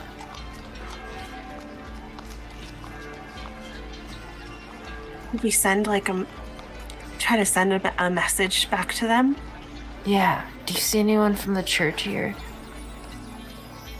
Or like Grim, can we see like somebody who looks like they might be like a message, like a messenger or something around?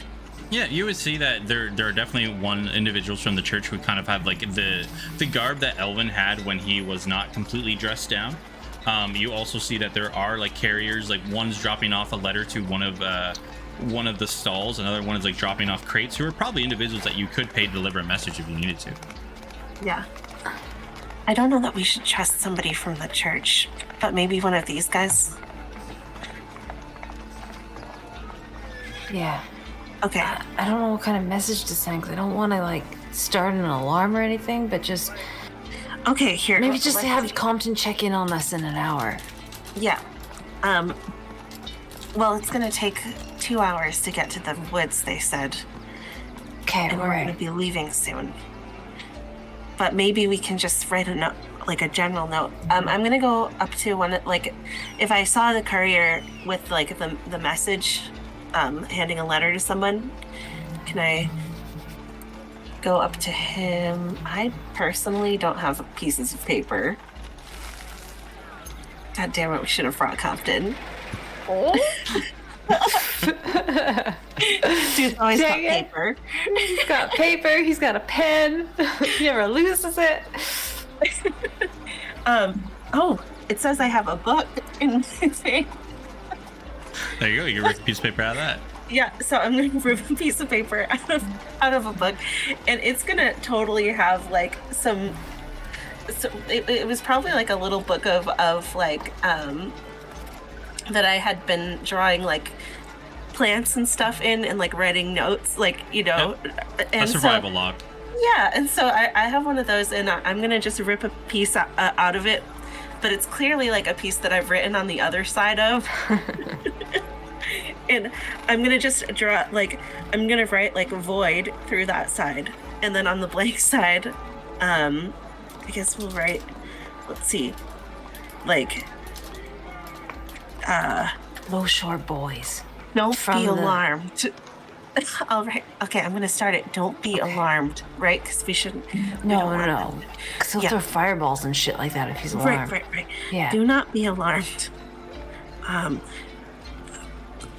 Yeah, boys from Low Shore. And then What in was that tavern parentheses, called? yeah, I'll write Trickster and Chain. Maybe we shouldn't and write Chain. it down in case someone else sees it. Okay, boys from Low Shore, and then I'll put Yesterday's Tavern. At Hunt. Might be trouble. Yeah. Check in at, Yeah, check in what time is it? when you can. I think if I say when you can, then he won't panic. Yeah. Yeah. Okay. Wait, when you do can. you have Hoots with you? Is Hoots here? Hoots? No, I left him back. I left him back in at the dorm because I didn't want him to get hurt. Okay. all right. Flashback to the dorm when Compton's trying to sleep and you're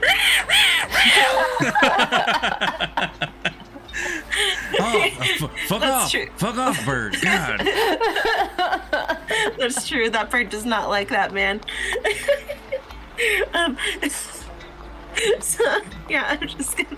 That's what we're gonna write, and then we'll just write.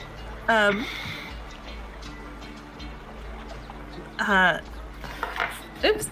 Right, like we'll just write R and S. Respond. it's What does Rena. RS stand for? Rena and stuff. Oh, it's our initials. Yeah. I think That he'll guy get said it. his name was R. Yeah, I don't think that's his name. Right. But I don't. Maybe- Nobody goes by just one letter. That would be like somebody going by like M or something. What about MJ? It's like two That's letters. two I letters. guess. Yeah, that's 2 letters. So that's All all right. right. Yeah. Yeah. So I'm gonna go to this messenger. Yep. Hello. Can you deliver a message for us? Yeah, I actually just finished delivering a package right now. It'd be great to have a return job. Of course, of course. What can I do for you?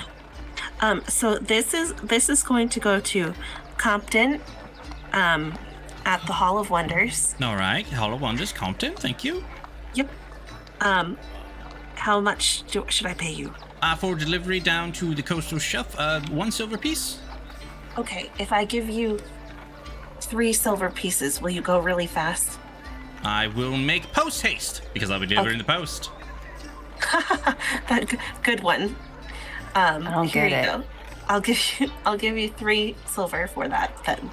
All right, he takes Laird and just woof, takes off running like just like through the crowd, and like you see one person bumps him, he's like ah, and spins around, keeps going. Yeah, easy enough to deliver. Great. And with that, we'll jump back over to Craig and Elvin.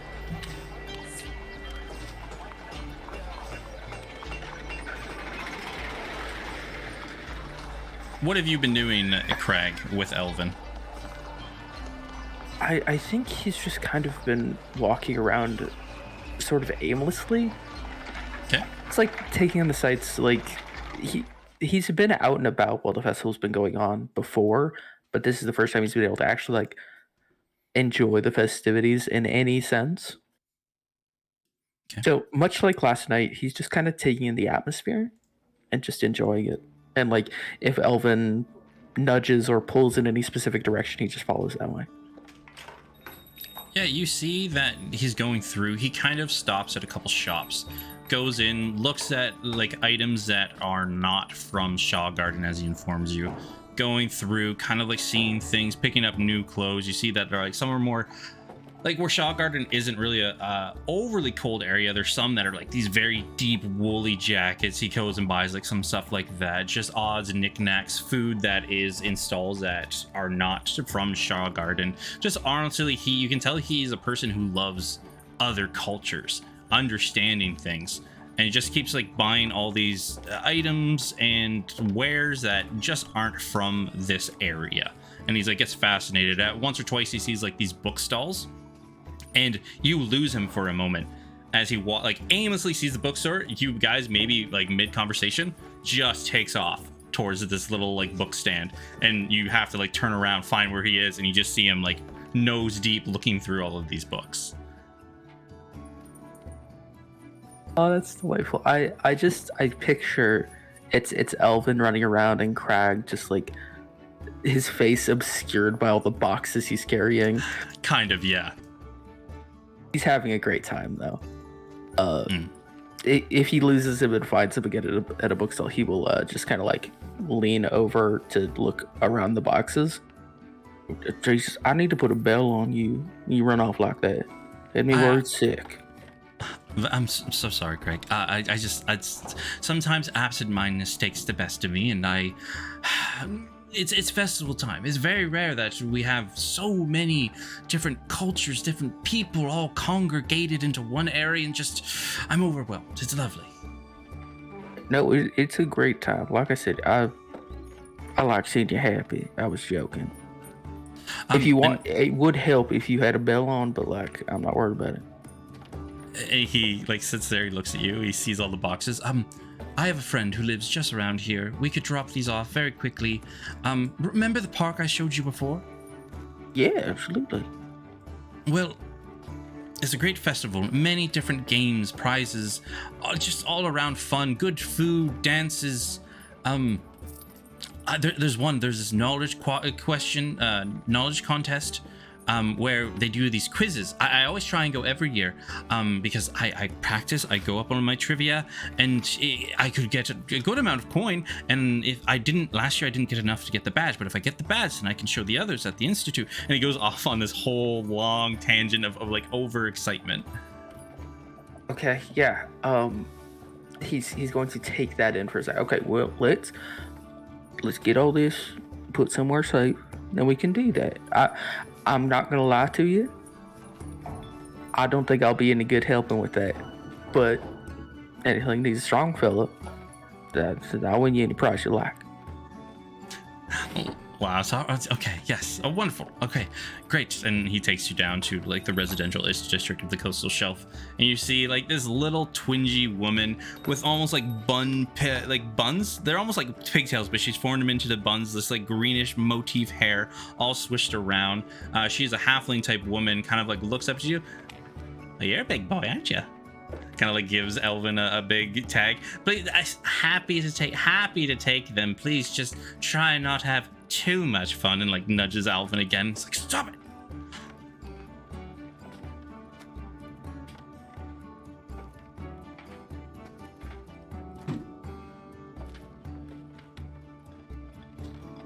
That's great. Craig is very pleased to meet any of Elvin's friends. Wonderful. But yeah, like you guys are just, unless there's anything that Craig wants to do, he's just taking in the festival. You can tell, right? He doesn't get very much time off, and he's making full use of it. He is doing all he can to facilitate that, while like slowly starting to guide them back towards the Clifftop district. Yes, and back to the park that you guys actually had that stroll in the night before. Yes. Yeah, so you would remember, like, you saw a lot of these tents set up, but many are just starting to be set up once again. So what do you figure we do first? And actually, you guys would be arriving probably right before the Grand Hunt is going to be going. As Reyna and Stoat, you all just finished sending the letter off. And you, depending on if you guys do try and look out for each other, you would run into each other, but that's up to you. I'll say I don't think Crag is looking for them because he assumes that, because he doesn't know when the hunt started, he assumes that they're already off doing that. All right. Like, as, I mean, I think as ever, it's not hard to miss him. Yeah. That's exactly it, right? Yeah. I mean, Reyna and Stoat have been looking around the crowd. Stoat's looking for Mole, so I don't know if she would notice Yeah. Craig Yeah. in the time that she's looking for Mole. Reyna has been specifically looking for a sneaky looking gnome that might be coming out of the ground somewhere. So, but peripherally is looking around otherwise. And that's up to you guys. If you want to run to Craig, that's fine. Otherwise, Craig's going to be doing his own thing.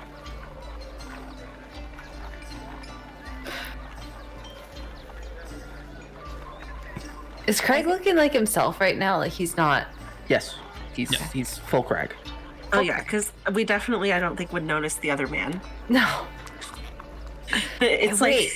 like in Shrek 2 when he becomes a human. It's like what I'm picturing. Wait, Reyna, is that him? Is that Craig? Oh, that is Craig. Here, What's he doing here? I think we have a couple minutes. Let's go. We can tell him that what we put in the note. Oh yeah, no, we should definitely. Let's go. Come on. Okay. Starts like leading the charge towards Craig. Yeah, so Craig, as you are walking through this crag, like Alvin has your hand and is pulling you through the crowd towards like one of the events. It looks like he's bringing you towards like this axe throwing competition. He's following. Do I see them approaching? We call That's out it. to you if we get Okay. close enough. Oh, hey, just a minute. Sorry. He'll turn to Elvin. He'll look over to them. Craig, Ready? we're about Craig. to leave for the hunt. But Stoat, tell him. Craig, you gotta look out for a gnome guy, okay? I don't think he's gonna stay here. I think he's gonna be a part of the hunt. But if you let me know if you see anyone that looks like they're, in the ground, here, watching us. And also those two. She tries to point towards the two redheads. Are they around? And they're hard to keep track of. I would say in passing, you catch them for like a quick moment. There's these two redhead small guys. One's And- small and one's taller, but not as tall as you. Well, yeah, I was gonna ask. What do you mean when you say small? Small to you? They were the guys from the bar the other night. Do you remember seeing them? It's 2 redhead guys. I don't think Craig was looking, so he'll just shake his head. I wasn't looking at anybody going in the bar. Okay, well, it could be a problem, alright? Yeah, I'll keep my eye out for problems. Yeah. Is Alvin like right beside holding hands with you or something like that? That's up to Elvin. Alvin kind of knows that you guys have your thing, so he kind of is like a little bit outside the periphery, probably like maybe 10, maximum 15 feet away, just kind of like looking through things. He is still trying to make the most use of his time. You guys have your own thing. He wants to do this. Just keep an eye out. They might be coming on the hunt too. So we sent a note to Compton in case something bad happens. Yeah. Just try to message us in a couple hours here, okay? Make sure that... Just check in on us, because I'm worried. Well, I will let you know now that that's not the thing I can do, but I will make sure that I get over to Compton and that he does that. Thank you. Okay. All right, good talk, Craig. We're going to go on the hunt now. Good talk, and good luck. Y'all, have fun. Thanks. You too. Have fun. And as you guys finish this conversation, you hear, "Ladies and gentlemen, boys and girls of the festival, please, I'd like to welcome the Grand Huntsman of the competition, Doration." And you see the gentleman that you were all talking to before takes the crowd, waves, and it's like some people are like, "Oh my god!" and like swoon. Other ones are just like, "Ah!" like cheering. Does the wave. Welcome everyone once again to another year of the Grand Hunt. We have many great entrants this year, some from out of town, some that I can see are locals. I'm looking at you, Gary. Hi! Just waves. So, the competition is going to be quite simple this year. You're going to be going out to the Darren Woodlands. As we all know, this time of the year is aggressive, as some creatures who are normally in slumber are awakening at this point. So we have 2 tasks for the Grand Hunt. 2 very rare creatures to find. The first creature we are going to be looking for is known as Shard Wolves. Shard, S-H-R-D. Okay. A rarity in the Darren Woods, but a protected species that we would like to see flourish. They've been dwindled down further than we would like, and they make great aids to the huntsman, as well as they help maintain the more aggressive creatures within the woods. So if anybody can locate any Shard Wolf pups and return them, it would be a great aid. Or, if any could capture a Shard Wolf without killing it and bringing it back safely, that would also be of great import.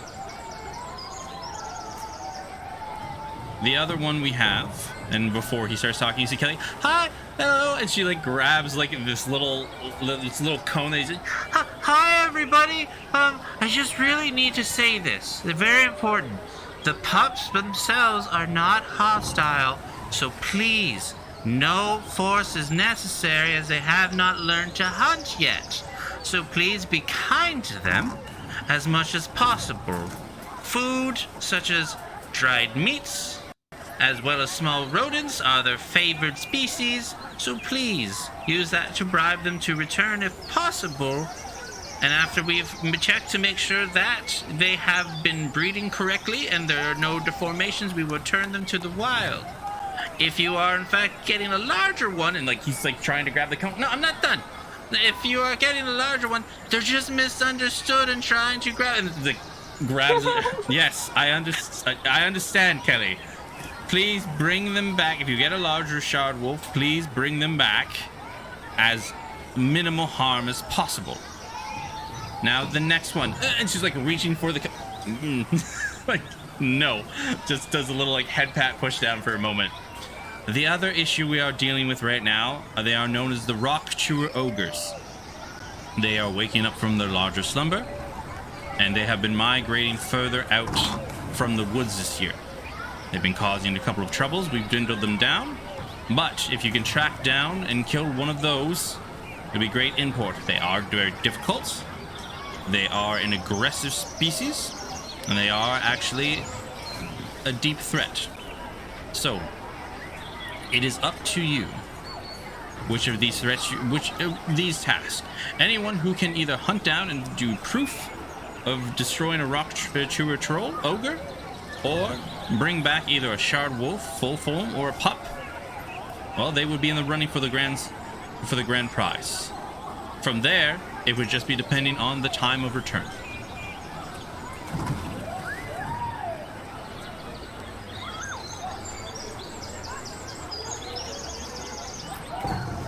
Okay. What do you think, Raina? I mean, I want to do both of the things. Are you gonna kill the shard wolf, or do you want to capture No. it? We don't kill a shard wolf. We can either capture a shard wolf or we can kill an ogre, but I don't think that we should kill the shard wolf. Do you think you'll be able to talk to them? Like, Definitely. Really? Yeah. Okay. I haven't talked to animals in days. I can do it. You see the other people in the crowd are starting to murmur and everything like that. You see off to the side, you would see the two red-haired individuals are just kind of talking amongst themselves. The one looks annoyed and agitated. The other one, the taller one, is kind of annoyed with him, not wanting to talk to him anymore about anything. But the others are getting their gear all ready, up, good to go. You see the plains rider dwarf with this now almost hostage type combatant is holding him close, and you see he tries to leave and he pulls him closer again, and they're just everybody's getting ready. Well, everyone who will be participating, as long as no one is opposed, everyone who is still here, and you see that there's probably about 2 or 3 of the groups that leave when they hear one of the targets of the rock chewer ogre. For those who have stayed, congratulations. You've passed the first test, of course. For the rest of you, if you would please follow me, we will lead you outside of the city, towards the beginning of the hunting grounds, and we will proceed with the grand hunt. Right, let's go. Stoat, I kind of want to get one of those ogres. But also, if we could pick up a wolf on the way out, that would be great. Yeah. I mean, I'm definitely down for the wolf. The ogre seems kind of dangerous. Yeah.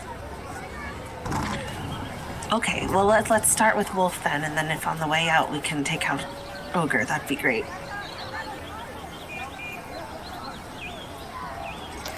Okay.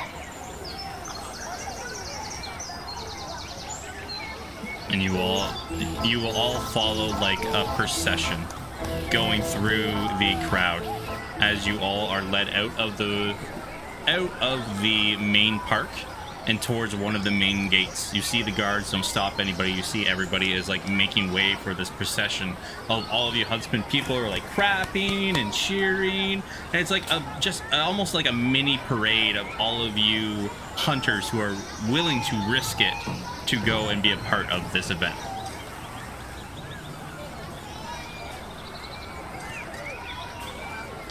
And back to Craig, as you two, would you be paying attention to any of this as they all leave, or are you all doing your own thing, not paying attention to this? I think he's fully focused on whatever Elvin's doing. All right, no problem. Elvin kind of when the procession going, he's half-heartedly yay, and then wanders off absent-mindedly towards other things. But yeah, the first thing he would lead you to, we're gonna go through some festival games. You guys are just gonna have this day in the park. The first one he's going to lead you to is this little stall set up. I gotta find this one here. Where are you? Sorry, not the axe throwing. It is the stump chopping competition. So you see this person, this very large burly man, and you see all of these. It's like a lumberjack almost set up, that you have all these logs and all these people are like sitting there getting ready. He's like, all right, welcome in everybody. Let's have a wonderful time. Last call for participation. We have 4 right now. We can do all the way up to 8. Anybody. Last calls. Crag will just look to Elvin real quick, like, okay, you want to. Well, you said that you wanted to take part. This is no. You like to call nerdy. I think you look like a very strong individual. I think you would come away very well off if you win this. Well, I was asking because I thought you wanted to, but yeah, he just grins, raises the hand. Hey, I'll jump in. All right. He's like, all right, and he'll hand you just like a very simple axe. Contest rules are simple. Everybody is going to be chopping. The first one to take out their log will be the winner. Crag will, because he's a showboating dickhead, take off his shirt. All right, we have a confident one in the crowd here today. You know what they say. Yeah. Watch me fuck this up severely. You know what they say, sometimes confidence can also be a blunder, but we'll see if this individual has what it takes. And you see this other individual, he looks at you, just as like the opens his shirt, and he looks at you like, oh yeah, flexes with the axe. He All will, right. In the interest of trying to set him on the back foot as quick as possible, he will give him an earnest smile and wink at him. Very nice. All right, so it'll be the first round of rolls. So we'll go through this real quick. What am I rolling, Grim? Just regular So you're strength? just going to be rolling just your attack roll, using just do like you're doing with your mace, but you're only going to be doing 1d8 of damage on the block. So for the mod, is it just it'll be It's your this strength minus check. 1 because it's an unminus. Yeah, because you don't have that added extra of an enchanted item. Yep. So I will roll unarmed because Yep. that's Perfect. 17. Yeah, you hit. No problem. Go through. And we'll just keep doing d8s. So yeah, just roll for your d8 plus your damage modifier. So plus my 8 damage. plus- That's plus 5. Yeah, so wham! Right this is through a- the log. This is a simple weapon. I'm proficient in it, Yeah, so it's you are. plus 8. Plus 8. So you do 16 points of damage right on this one. First, like, hit, wham! Halfway through the log. You see other people like, ooh, and their hands are like vibrating off of it. Like the one that was like super confident, even as he like swings into it, he just barely gets into it. Let's see how much damage he does. He does 12, but like, you think it's just a slight swing, but he gets through it. Roll again. So let's go 4, 3, 2, 3. 16. Yep. You go into the axe. Roll for your damage again. The one guy rolled for max. So a natural 20. So the one guy's going to double his damage. So 2d8 plus 4. That's the only guy that's really your competition. 13. So this guy right here, you both are almost there. The other the other people just kind of like back off. They know they don't have a chance. As you guys like wham, wham, and you are both right at the point where this thing is about to split. So we're gonna have one more roll. Natural 20 from this guy. 21. So we're gonna see who does the more damage. So he gets 2d8 because he rolled a crit. 12 points of damage. Oof. And as it goes into like the final swing, you go through and there's like that split moment where it's like wham, swings in, and like yours cuts through, his just goes and explodes both ways. We have a winner! And he goes over to the other guy, the other one who like ripped open his shirt, puts up his arm. Well, we have, once again, of course, we have Larry's over here. 4-time winner of this competition, please gather your prize. And he goes over, gives him like this big heavy coin purse, and he's like and walks away. before he leaves, Craig Yeah. will try and catch him, All right. just to like offer a hand. Damn fine job, I gotta say. I thought I had you for a second there, but holy shit. He goes up and he like shakes your hand as well. In 4 years, I've never had anyone get that close to beating me. Well done. Flicks you like a gold piece and then walks off. I'll be around next year, promise you that. You better fucking watch out. All right, good luck with that. I've heard this before. If I see ya, I'll be excited. He merges off into the crowd. Gotta write that down. Yeah, I bet you guys are just going to keep going through the festival games, everything like that. I think we're going to do the puzzle contest that Elvin wants to do next session. But yeah, you guys are going through just like checking the gathering crowds. He's like, the knowledge contest is going to be a little bit later in the evening. It's when everything kind of like dies down a little bit more. So is there anything that you want to do before? There's many like shops and foods and there are some rides as well that we could take part in. Yeah, I mean, let's go take a look at the rides and round it out with some food afterwards. That sounds All good? right. No, it sounds wonderful. And he brings you over to this boar pit. And they're like, all right, bull rides. Two silver pieces of bull ride. It's literally mounting these boars, and there's this big ring, and they're like, "Wah!" And they slap all the boars, like going through, and Alvin looks overjoyed with this. Craig does not understand this in the slightest, but he's so glad Elvin's happy. Roll me a dexterity check. DC 12. Oh, great. Love a dexterity check. Okay, that's fine. 14, yeah. At one point, like the big like and like bonks you up, and then you're about to like slide off, but you just catch yourself, and then you guys are finishing the ride, no problem whatsoever. And Alvin's just like, gets the heart racing every time. It sure does. That's a hell of a thing. Just a big laugh. Just all in all, it's just like I said. If there's anything you want to do, Craig, specifically, Alvin's just going from like place to place to place to place to place, just taking you on all of these like going into these areas, seeing the food, doing the games, and just having a great time.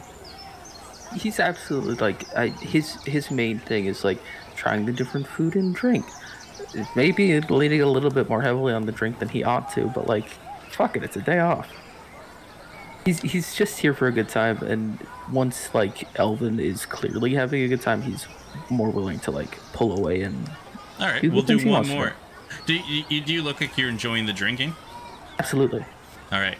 You'll be like, oh, you know what? I have one more game that I think you might enjoy. We can do it together. Oh, really? Yeah. You see, there's this lineup with all of these loggers and like seats all set up, and you see that there is the ale drinking competition. I mean, yeah, fuck it. I mean, worst case, just get really drunk, and that's always a good time. And it will cost you 10 silver pieces to join into this contest. Is Elvin joining in as well?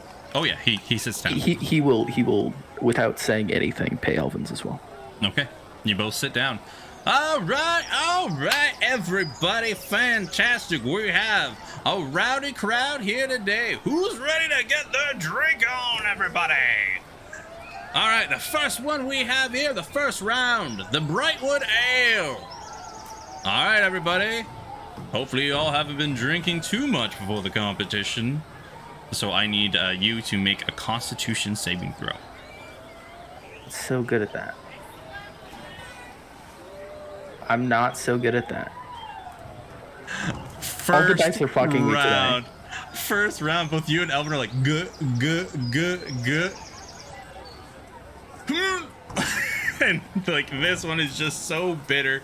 The fruitiness you guys have been having, the combination of food. Maybe you guys have eaten too much, but you guys are just both like, Alvin's like holds it in, but you're both just like, oh, and you both lean back and fall out of your chairs. All right, already, 2 contestants out first round. Better luck next time, you lovebirds. As they're both laying on the ground in defeat, Crag will reach over and just take Elvin's hand. That was a mistake, I think. I think where we went wrong was we pre-drank before the drinking competition. Actually, I didn't know that there was a drinking competition, so I didn't think about the pre-drink, but the pre-drink, bad. You look like you were enjoying it, and I thought I knew I wouldn't win. I don't get to drink very much, but I thought you might win. We're just out a lot of money. I think I forgot to pay that guy. I took care of it. Fine. Can we just like find somewhere in the shade for a little while until all these people stop spinning? Yeah, no, that sounds good. Can you walk? Cause like I'm like feeling it, but I'm not feeling it. It sounds and looks a little bit like you're feeling it. I'm okay. You just stay there. It's just hold still, darling, and he will slowly get up and just pick Elvin. Are you doing piggyback style or like princess style? Oh wait, princess style, 100%. He at first like no, it's okay. Fine. Just relax. It's okay. And then he just kind of like comforting. It's fine. Hey, cuddles up in the arms. Yeah, there you go. Put your arms around my neck. I don't want to drop. Okay. He just kind of like does the. I'm having a lot of fun, Craig. It's been great. It's been a great day. Just everything's spinning. Hey, just close your eyes. I don't want you to close your eyes, but you ought to because stuff spinning. Okay. And he like just closes his eyes, kind of. Craig will try and find a nice shady place for them to rest, and he will sit in such a way that Elvin is still just kind of like curled up in his lap because he doesn't want to disturb him. Yep. He'll just sit there and get slept on, I guess. All right, no problem. And as you two are enjoying the midday spring festival, resting your heads, we'll go over to Raina and Stowe. As you all are heading out and you're traveling, as you have this procession of people all on your heels. Many different of the hunters, all in procession, one after one, following this gentleman, heading deeper and deeper away from the city, following a path. You see the landscape around the city, many worn, like old age stumps where they've cleared back the woods further and further to, you can assume, expand the city proper. You see small settlements of farms, kind of rolling hill landscape, as this area is not as flat as where you just came from.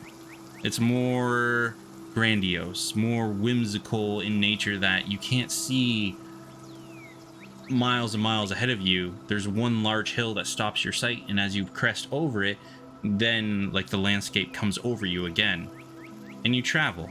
Are you two doing anything as you head towards the woods?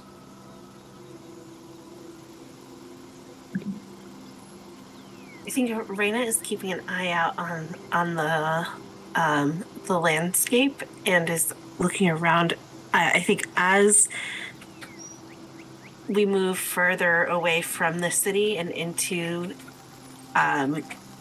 more of a wilderness area, she's feeling calmer and calmer, and like is still very excited about the hunt, but is like coming into focus, and so she's concentrating on the hunt to come. I think for Stoat, she's focusing on. We're still in a group of people right now. Yeah, so it's kind of like a mass of people. You're all could be staggered, but everybody is kind of in a generalized area as you are all following the Grand Huntsman going towards your location. Okay. Stoat, at this point, is kind of going between staring at what people are doing and looking for footprints of what's around. Okay. Roll me a perception check. It's a 26. It's a 26. What are you trying to figure out with a 26? She's trying to figure out what animals are nearby, what kind of beasts are nearby, and she's also trying to figure out where people are looking. Like, are they focused on the ground as well? Are they focused on each other? Are they reading each other? As you all are starting your journey, till probably about the first hour in, you see not many people are looking around, right? Because you know that you're about 2 hours till your destination. Many people are just looking ahead, and you see that in that area, probably only little small beasts of burden, foxes, like rabbits, everything like that, as much of this landscape has been dispersed of its trees, maybe either planning for future development or just for the needs of the city. But as you get closer, you see that there are more aggressive wildlife out here. You see that there are some very deep wolf-like prints, but some of them are bigger than just a standardized wolf. You see some bear prints out there, a much larger beast of burden. You see the small scurrying again of like foxes, wolves. You see there's some like where birds have like stopped, rolled around, and like picked up, and some of them have like very deep claws. And you see the other people after a while are very pinpoint focused on doing the same thing that you're doing, trying to figure out where they can do, where tracks are like trying to head off, but they're all still following, still in procession. And you can see the woods kind of coming into appearance off in the distance, as it is a very large woods. The one thing that would catch your eye, though, as you're looking around, the two are not. They're just walking in procession, staring off, not really paying attention to anything else. But with the 26, you would notice that the smaller individual every so often keeps looking in your direction.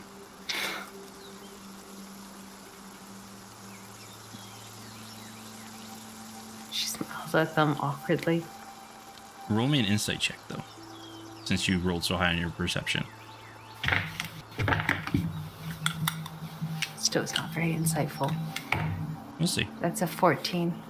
With a 14, he every so often, you like when you catch his eye, he does have that look of like that awkward teenager type thing, but you catch one point in time where there is, you've seen a look like this before, there's like that intention where he's like recognizes you.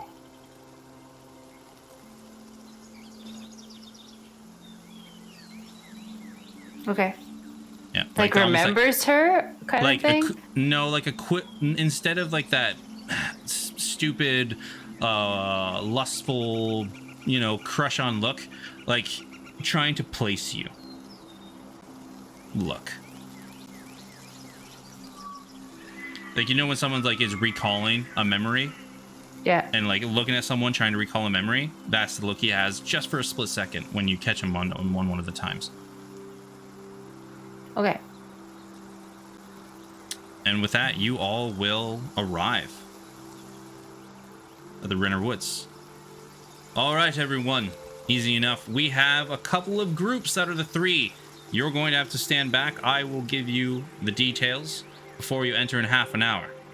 All the groups of two, and you see about 3 groups of you step up. Task is very simple. Going to go out into the woods. Use your tracking skills and abilities to find your prey. And I will be gone, because the part of the task is you all have to return back to the city, where I will be waiting. Any questions before I unleash you into the woods?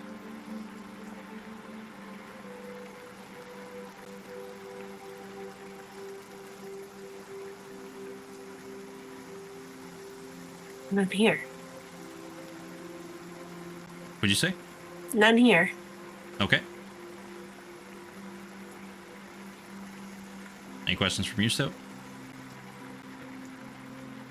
All right.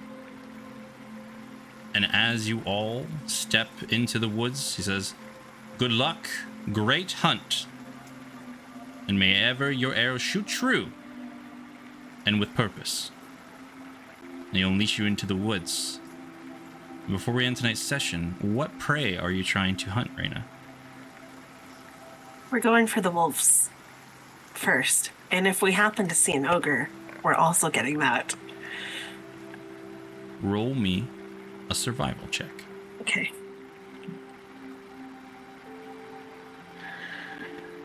Let's see, survival. Oh, that is a 28. Easy enough. As you all step into the woods, you see two tracks. See the very deep, ingrained claw marks of a wolf of larger size and oddly shaped in what you normally see. As you see that instead of the standard claws on the front, there is also a very large, like almost knife-like cut in the back. And as you follow that trail, you see that there is a very large, almost giant type of footprint, but round in nature with these little indents of almost like toes lumbering through the woods. You found two quarries. The next session, we're going to find out which one you follow. And we're going to end the session there. Woohoo. Great What are those session. two doing? Wait, hold up. No, I'm kidding. Yeah, well, yes, you can. Is that what you were checking while Raina was tracking down the beast? Yeah. What are they looking for? Are you going to follow them? Or Oh, yeah. are you bringing Raina with you to follow them? No. She's following Rena still. Okay. She's just keeping an eye on them. Roll me a perception check. Oh, what are these two little devils doing? Yeah, I just want to know what direction they're going. Like, where are they? 17. 17. Or if they even look for tracks before they get it ahead. Yeah, are they They looking walk for in. tracks? They look for tracks. You see, they notice the large, almost giant footprints, and they head off in that direction. Interesting. And we're gonna see what they do for their stealth rolls. See how quickly they disappear from your sight, because these are stealthy boys. They are stealthy. They've learned from the best, apparently. Where is he? There we are. Fucked up. Where's Mole? Mole must be around. Oh my god. And then He's following first underground. one Oh shit. and the other one. Oh, I dang, only he's rolled stealthy. a 17 and it fell. And 21. So you see them, you see the tracks, and they disappear behind a tree, and you have no idea where they go. No idea where these guys have gone. And with that, we'll end the session there. Oh my god. Great. Thank you, everybody, for tuning in. Same time next week. No, 8 o'clock, yeah, right? Yeah, 8 o'clock. Yeah, sorry. Yeah. Normal time next week is a better way of saying that. 8 EST. I'm excited. Let's see what's happening. We'll have Compton back next week. We'll have a 3-way party split. Compton gets his hat. Yay! Yeah, Compton will get his hat right away. It's Does a good anybody thing have- that this city is perfectly safe and that we don't have any enemies here because Oh, the for party is sure. split 3 ways. Oh, yeah, Yeah. for sure. Is anybody have anything to say before we log off for the night? You guys are fucking wonderful. Love you Yeah. lots. Thanks so much for coming by. Thanks for hanging out, folks. All right. Bye, everybody. Thanks for tuning in and coming on the adventure. Thank you Have guys. a great night. Get some sleep. Thank you, Grim, for the adventure. Yeah. Bye, everybody. Good night.